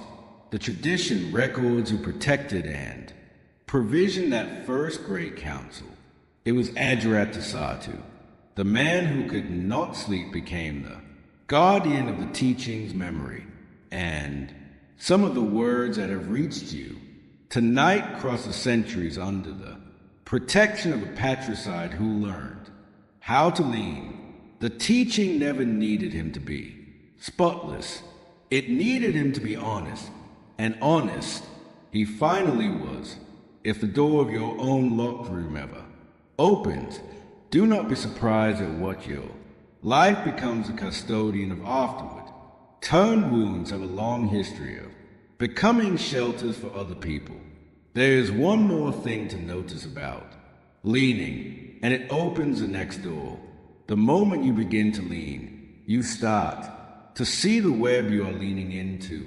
The friend who answers the phone at a strange hour, the teacher who appeared in your life just when the old answers ran out, the stranger whose one sentence in passing turned your whole month. Certain people keep arriving in your story with suspicious timing, and certain others rubbed you wrong before they ever said a word. The old teaching has an explanation for this in music. It is the strangest and most practical idea of the entire evening. It says that in the whole crowded story of your life, there's never been a single accidental meeting. You have lived the evidence for that claim, and it has puzzled you your whole life. Somewhere in your past, there was a first conversation that did not feel like a first conversation. You met a stranger at a job, at a dinner, in a waiting room, and within minutes, the talk had a strange ease to it, as if you were resuming something, rather than starting it. The jokes landed without explanation. The silences were comfortable on the first day. Years later, you would call this person family, and neither of you has ever been able to explain the speed of it. It felt less like building a friendship, and more like finding one already built, furnished, with the lights left on. And there was the other meeting, a different stranger, perfectly polite, who had done nothing to you because there was nothing yet to do anything about, and your jaw tightened before they finished saying hello. Something in you stepped back and folded its arms. You watched yourself be unfair to them. For months in small ways you would deny, if accused, and you never once found a reason. They simply arrived pre-disliked, as perhaps did you. And there is a third kind of meeting, quieter than both. The person who arrived precisely when the old answers ran out. the teacher who appeared to year you, were ready and would have been wasted on you any earlier, the friend who moved to your city in the exact season your marriage was failing, the author dead a century whose book fell off a shelf into the 1 week of your life it could have saved. Coincidence explains any one of them. It strains quietly against the pattern of them. The modern explanations are quick and thin. Chemistry, we say, vibes. Something about their face reminded you of someone, maybe, but you have met hundreds of polite strangers and thousands of pleasant faces, and only a handful ever came, preloaded in either direction. The old teaching looks at those loaded meetings and makes the largest claim of this entire evening. Nothing about them was random. Every bond between beings, wrote Sakya, Pandita, is woven from the actions of the past. The threads were spun before the handshake. The meeting was a reunion whether or not anyone remembered the earlier appointment. To take that seriously, you need the word the teaching is built on, and you need it clean because the world has bent it badly. Karma, as it is popularly used, it means cosmic payback, a scoreboard in the sky run by an invisible referee. The Buddha's own definition was smaller and far more unsettling. It is intention, he said, that I call karma, intention, the choosing itself. Every time you decide in thought, in word, in action, you are planting, and what you plant grows into the world you will later live in. You met this image earlier tonight, standing beside a king. The old field keeps its old crop in every field after. It is new ground. Now the teaching extends the same law, one startling step further. The planting decides more than what happens to you. It decides who is standing there when it happens. Clear away 2 more misreadings while the word is on the table, because each one has wrecked its share of lives. Karma is not fate. As for the king, the story has a coda that history itself wrote. When the Buddha died decades after that, night in the grove, the community gathered to recite and preserve everything he had taught so that none of it would be lost. The tradition records and protected and provisioned that first great council.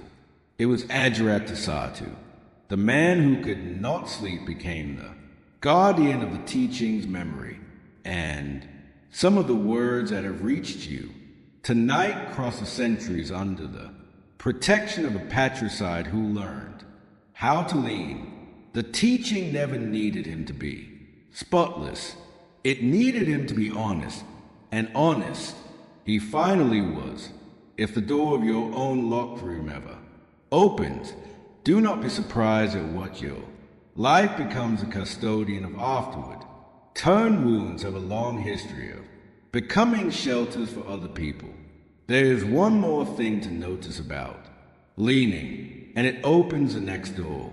The moment you begin to lean, you start to see the web you are leaning into.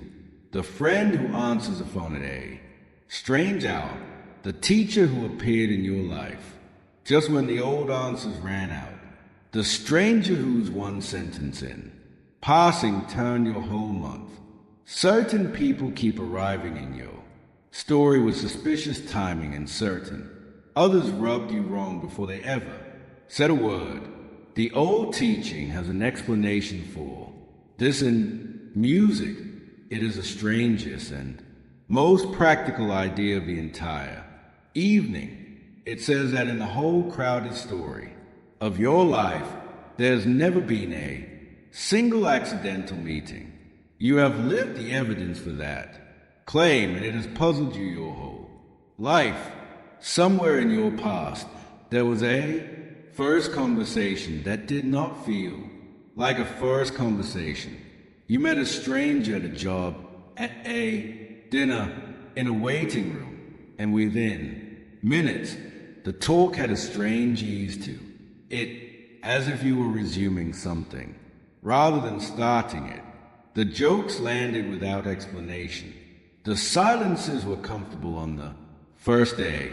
Years later, you would call this person family, and neither of you has ever been able to explain the speed of it. It felt less like building a friendship, and more like finding one already built, furnished, with the lights left on. And there was the other meeting, a different stranger, perfectly polite, who had done nothing to you because there was nothing yet to do anything about, and your jaw tightened before they finished saying hello. Something in you stepped back and folded its arms. You watched yourself be unfair to them. For months in small ways you would deny, if accused, and you never once found a reason. They simply arrived pre-disliked, as perhaps did you. And there is a third kind of meeting, quieter than both. The person who arrived precisely when the old answers ran out. The teacher who appeared to hear you were ready and would have been wasted on you any earlier. The friend who moved to your city in the exact season your marriage was failing. The author dead a century whose book fell off a shelf into the 1 week of your life it could have saved. Coincidence explains any one of them. It strains quietly against the pattern of them. The modern explanations are quick and thin. Chemistry, we say, vibes. Something about their face reminded you of someone, maybe, but you have met hundreds of polite strangers and thousands of pleasant faces, and only a handful ever came, preloaded in either direction. The old teaching looks at those loaded meetings and makes the largest claim of this entire evening. Nothing about them was random. Every bond between beings, wrote Sakya, Pandita, is woven from the actions of the past. The threads were spun before the handshake. The meeting was a reunion whether or not anyone remembered the earlier appointment. To take that seriously, you need the word the teaching is built on, and you need it clean because the world has bent it badly. Karma, as it is popularly used, it means cosmic payback, a scoreboard in the sky run by an invisible referee. The Buddha's own definition was smaller and far more unsettling.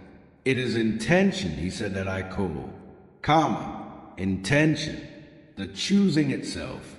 Every time you decide in thought, in word, in action, you are planting, and what you plant grows into the world you will later live in. You met this image earlier tonight, standing beside a king. The old field keeps its old crop in every field after. It is new ground. Now the teaching extends the same law, one startling step further. The planting decides more than what happens to you. It decides who is standing there when it happens. Clear away 2 more misreadings while the word is on the table, because each one has wrecked its share of lives.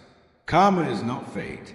The Buddha explicitly rejected the teachers of his day who claimed everything you experience was fixed by past deeds, because that view leaves no room for the one thing his entire path requires, a choice available right now. If the past determined everything, music practice would be pointless, and he built a life's teaching on the premise that it is anything but. And karma is not punishment. There is no referee, no courtroom, no cosmic anger behind the returns. Seeds grow. That is the whole machinery. An apple seed becomes an apple tree without anyone in the sky deciding it deserved to. And a cruelty becomes a colder world by the same quiet thought. Because think about what a relationship is underneath the photographs. It is a running account between 2 beings of help given and help received, of harm done and harm answered, an account neither party fully remembers, and neither party ever closes. The old teachers said these accounts outlast their occasions. Kindness creates a pull between two beings. Cruelty creates one two of a darker kind, and the pulls draw people back into each. Other stories again and again until the account is settled. Watch how precisely the old pattern maps onto the people in your life. There is the effortless friend, the already furnished friendship, two beings who helped each other once. The teachers would say, meeting again. Downstream, the trust arrived pre-built because it was built stone by stone in dealings. Neither of you can produce on demand. You did not fall into that friendship. You inherited it. There is the inexplicable enemy, the one your jaw remembers, even if your mind does not. Old harm, the teachers would say, traded in both directions, and the residue arrived before the person did. This explains the strangest feature of such enmities, which is their emptiness. You can search the whole history of this life and find no crime to charge them with. The charge sheet is real. It is simply filed somewhere you cannot read. There is a mysterious benefactor, the person who keeps showing up for you, with help you never earned, at least not recently.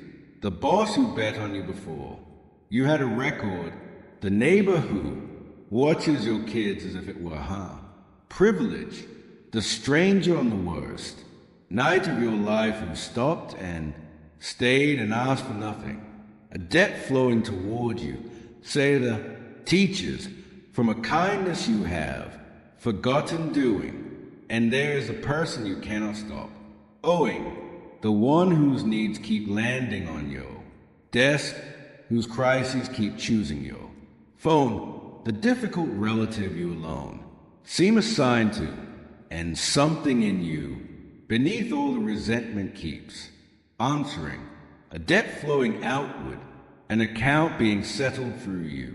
Nowhere are the accounts denser than inside a family. Think of how strange family feeling actually is. A sibling can reach a nerve in you that no stranger, however hostile, has ever located. A parent can undo 40 years of adulthood with one sentence at one dinner. The people you were assigned at birth, before you could consent to anything, hold keys to rooms in you that lovers and friends never find. The old teaching here is all that and nods. Of course, the bonds are deepest there. Those are the oldest accounts. It says, the ones with the most history under the music, and you were not assigned to each other randomly. Whatever you make of that claim, it reframes a difficult relative entirely. This person is not an obstacle placed in your life.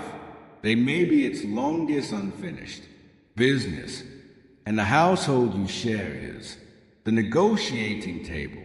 The largest account most people ever hold is a long marriage, and the teaching reads a marriage like an open book, decades of daily deposits and daily withdrawals, the coffee made without being asked, the sarcasm at the dinner party, the bedside vigil, music, the forgotten anniversary, all of it entered in two ledgers that never quite match.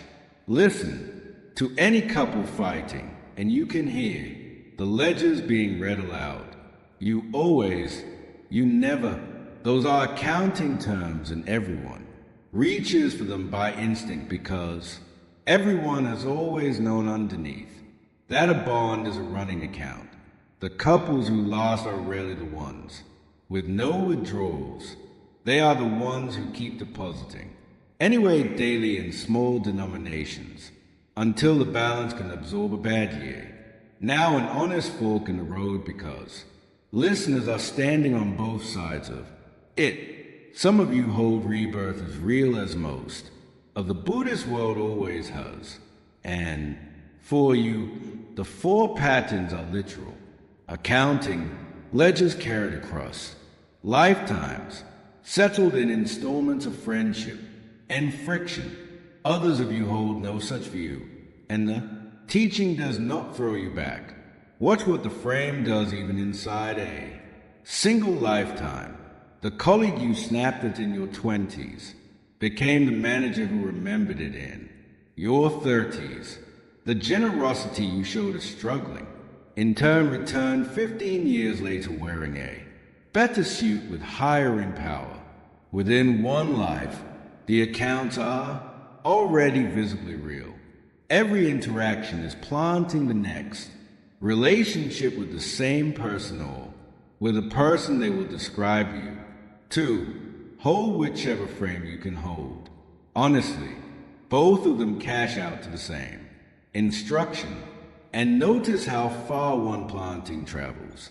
The in turn you were kind tells the story of you for years in rooms you will never enter, to people you will never meet, and doors open in those rooms with your name on them, and you walk through one someday wondering at your luck. The reverse travels just as well. Reputations are simply karma with a human postal service, and the instruction begins with a distinction that changes how you carry your whole social world. Every relationship in your life is two things at once. It is a harvest and it is a field. The harvest is what stands in it today. The trust or the tension, the ease or the ice grown from seeds you cannot unplant. You do not control the harvest. It is already standing. Arguing with it is arguing with last year's weather. But under the standing crop is the field, and the field is taking seed from you right now, in this very conversation, in tonight's tone of voice, in tomorrow's small mercy or small cruelty. People spend decades raging at harvests while sowing, with the other hand, the exact crop they are raging at. The teaching moves your attention from the crop to the hand, which brings a practical word, and tonight it is a deadline attached. Do not leave accounts poisoned. Somewhere in your life there is a relationship lying in the ice, a sibling gone formal, a friend lost to one bad night in 12 years of silence, a parent aging inside an argument neither of you can still explain. You have told yourself there is time. This entire evening has been one long demonstration that there is weather and there are seasons and there is drift, and the person on the other end of that silence is drifting too. Their number changes, their health changes. One of you will eventually be unreachable and the account will stand open forever in the one currency that cannot be music paid to the departed. Understand what an unmended account does. While it waits because it does not wait, quietly, resentment compounds. Every time you rehearse the grievance in the shower, on the drive, in the imaginary arguments you always win, you are planting the account again, fresh, in today's field. The old commentators compare to held grudge to gripping an ember to throw at your enemy. The throw rarely comes. The grip is constant. And the enemy, meanwhile, may be sleeping soundly, untouched, unaware, while your hand does all the burning. So, the tradition's advice is disarmingly specific. Do not send the text. A text is a gesture wearing armor. Deniable, low stakes, easy to leave unanswered, without anyone having officially refused anything. Call so they hear the actual instrument of your voice which carries what words. Cannot, or go further as the old teachers would. Stand at the door with something warm in your hands. The cake is not a cake. It is a flag of surrender in the oldest war you are still fighting. And be clear about what you are and are not doing, because it stops most people before they start. Mending an account does not mean becoming close again. It does not require agreeing about the past or pretending the wound was small or reopening your door to someone unsafe. It means one thing: closing the account. Clean. I am sorry for my share. I wish you well. Nothing owed, nothing poisoned, nothing left growing in the dark between us. You can do that with someone you never see again. You can do it if death is already closed the road in words spoken alone to, clears throat, an empty chair, and people who finally do report the same physical sensation, weight leaving the chest that they had, stopped noticing they carried. Picture how these things actually end when they are allowed to. Two brothers stopped speaking over their father's estate, a dispute about money. That was never about money. 11 years of birthdays missed, nephews growing up as rumors. Then one brother hears a diagnosis, not even his own, our friends, and something in him finishes shifting. He drives across town with their father's old toolbox in the passenger seat, the one object both of them wanted, and hands it over on the doorstep. I have been carrying this for 11 years. He says, it is yours. Different by noon that I am sorry for my share of it. Notice that no argument was settled on that doorstep. No one established who had been right, because the account was never going to balance on those terms.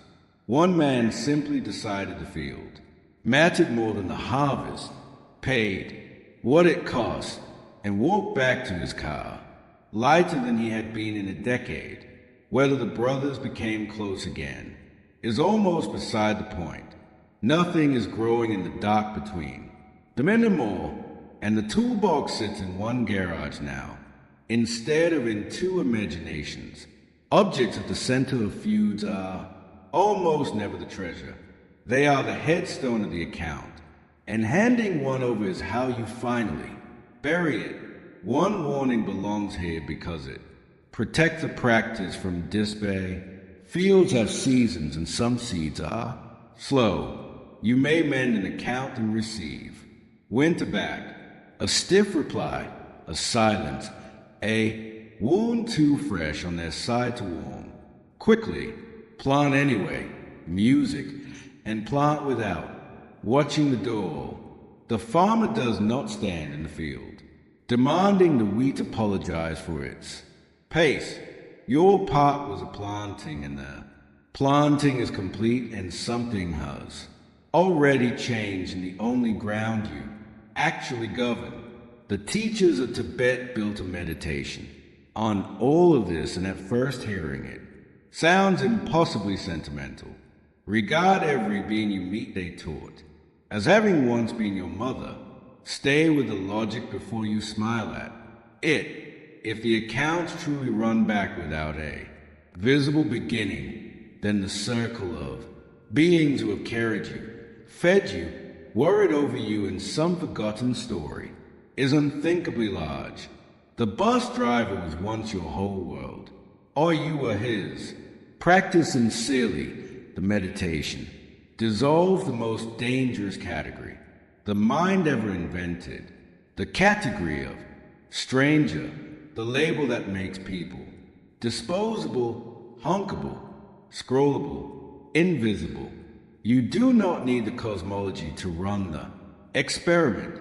Spend one commute regarding each face as somebody's entire world once, somebody's reason for working double shifts, somebody's lost thought. The traffic does not change. The driver does, which if you look closely was always the half of the commute you actually had to live in. Try it in the checkout line where the category of stranger is at its thickest. The slow cashier, the fumbling old man. Ahead of you, the mother failing to quiet her child. Each one somebody's entire world once. The practice is a side effect that teachers rarely advertise. It is very hard to feel alone in a world with no strangers in it. The same meditation that softens your eyes toward the bus driver, music, quietly dissolved the wall you thought was around you because the wall was made of the same category pointed inward. And if you doubt that a May story about a person can transform how you treat them, run this final experiment, the one the old teachers love best. Picture a man being introduced at a room. He kept to himself at the back, and the host says quietly, "Be gentle with him. He spent years in prison, and he is rebuilding his life piece by piece. Feel the room's heart make it. Adjustment, caution a little distance, compassion at arm's length. Now run it again. Same man, same back of the room. And this time the host whispers, that quiet one is a hidden teacher recognized by the old master's here without titles by his own choice. Feel the room turn warm, reverent, hungry for a word from him. Same man, not one atom of him changed between the two tellings. The only thing that changed was the story handed to the room. And the story rewrote every glance, every tone, every decision about who deserved warmth. Your generation runs this experiment at scale, every day in the comment, sections, one sentence of a stranger's opinion arrives, and from those dozen words, a full biography is authored on the spot. Their politics, their character, their upbringing, music, their worth, and sentences pass on the whole invented person within seconds. Multiply that by millions, and you have the temperature of the modern world. The old room experiment has not changed. Only the room got bigger and the hosts got faster. Now the uncomfortable question, who has been writing the stories you carry about the people in your life? The difficult co-worker, the cold in-law, the friend who failed you. Each one walks toward you every day wearing a biography you authored from fragments years ago and have never once revised. You are the host of that room. You have always been the host. So tomorrow will bring its meetings, the scheduled ones and the others. Some faces will arrive preloaded, and now you know what the load is, and that it is not the whole person, and that your next intention is already seed in the ground between you. Walk through one single day as if no meeting in it were an accident, as if every encounter were either a harvest to be met with grace or a field to be planted with care, and the day will feel, not because the people change, because the farmer finally showed up. Sober, here is what the day actually looks like. Morning.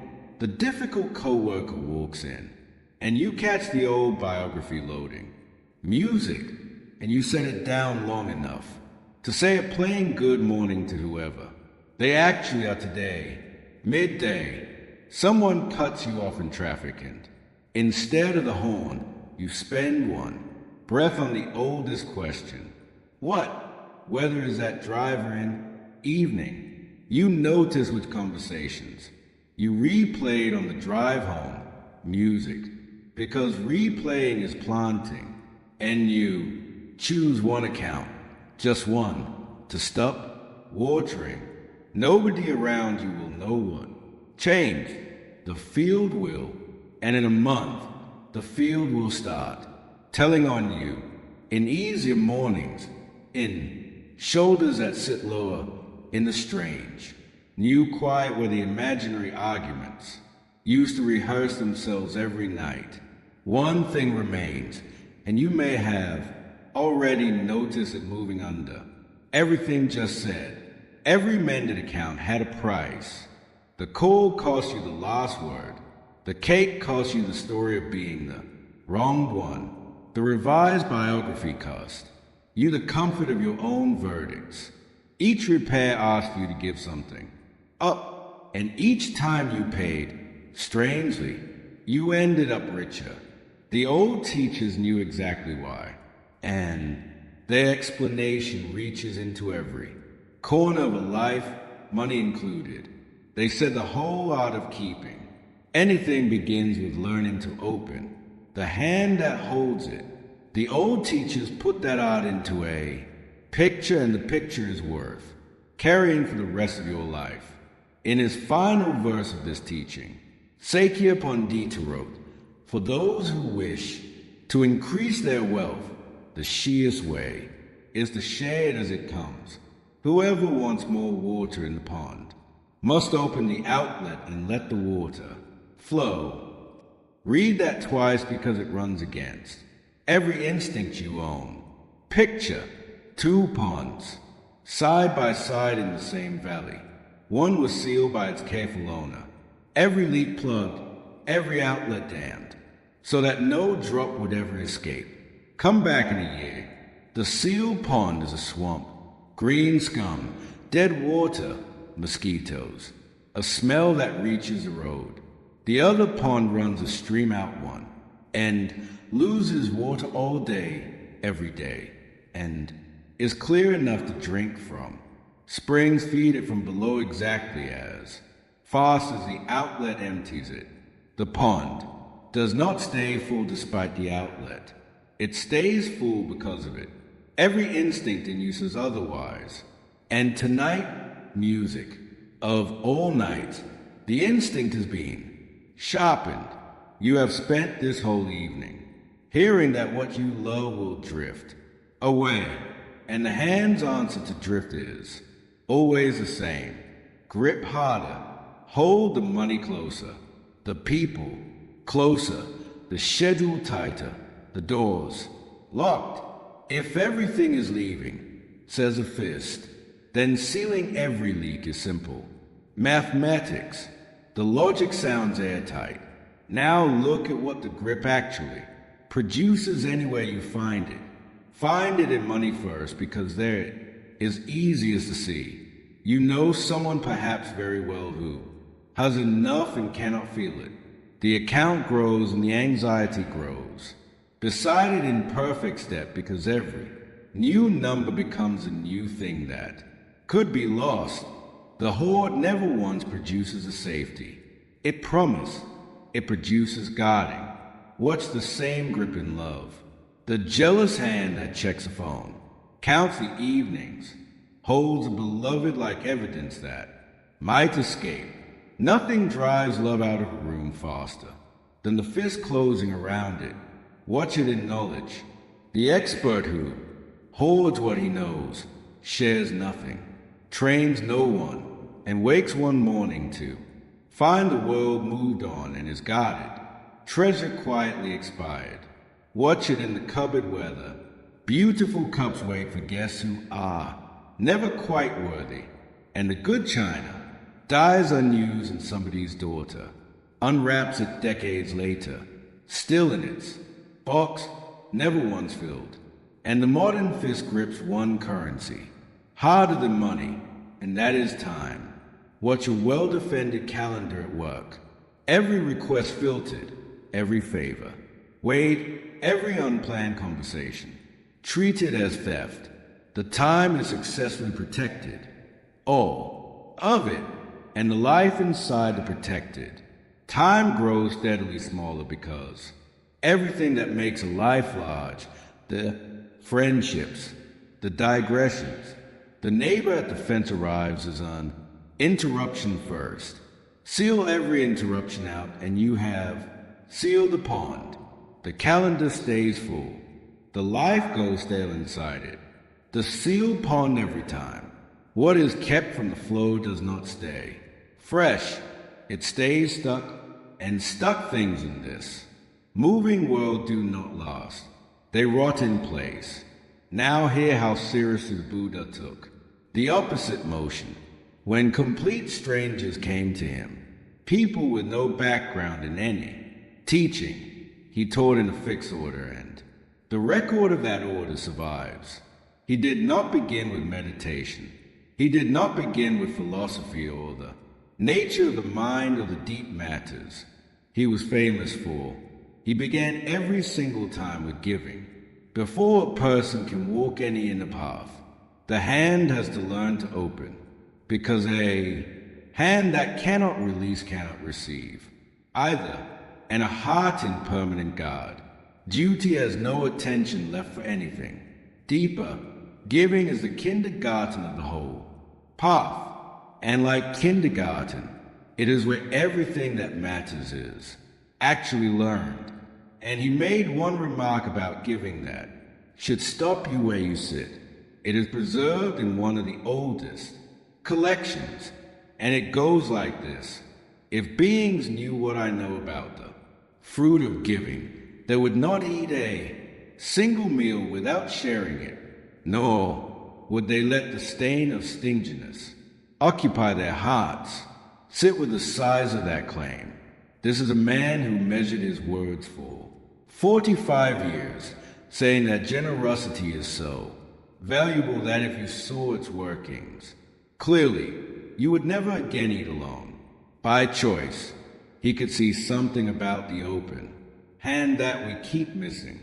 The rest of this hour is for looking at what modern research keeps tripping over the same stream from its own direction. Hand people money and track what they do with it, and the ones instructed to spend it on others end the day, measurably happier than the ones who spent it on themselves.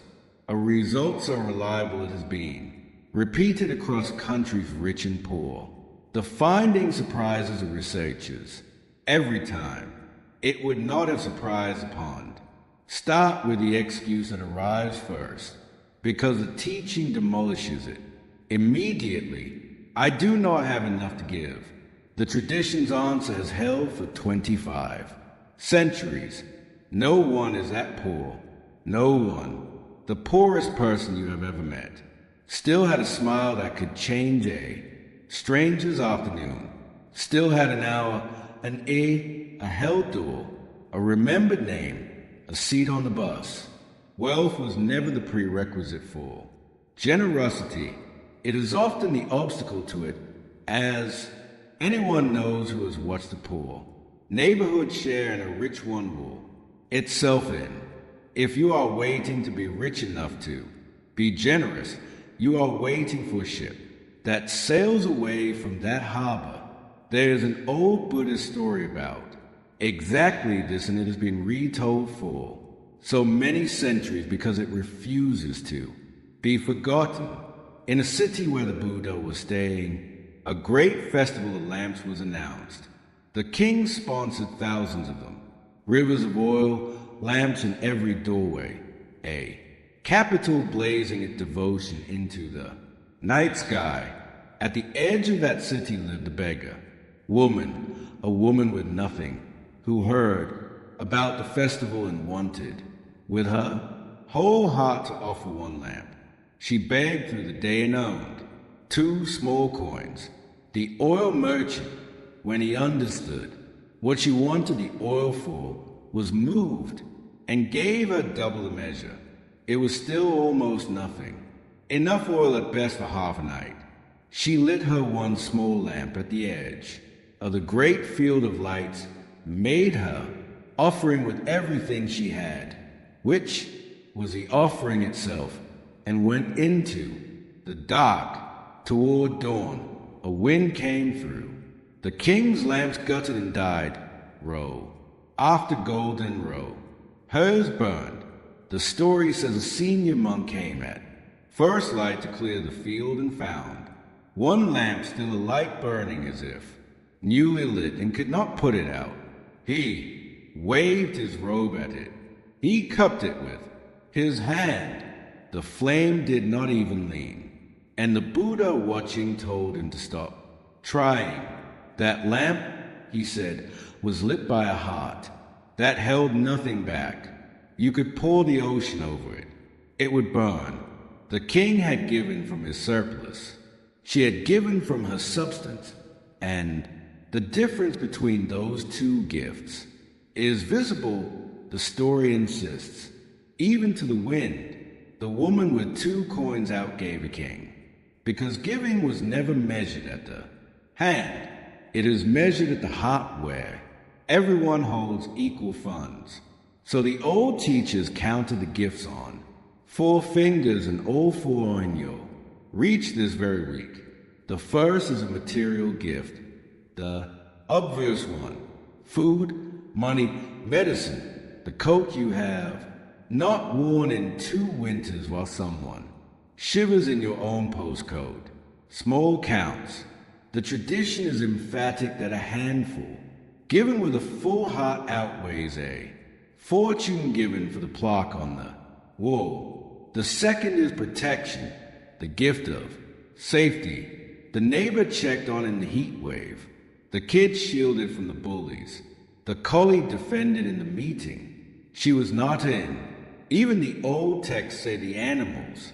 A bowl of water set out for birds in a dry summers listed without irony. Among the gifts a person can be proud of. The third is a gift of knowledge.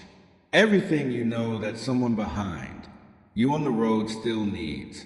The skill you could teach, the mistake. You could help someone skip the book that saved you. Hand it on with a sentence about why. Think of who taught you your trade, your craft, whatever you do well enough at. Someone might envy it.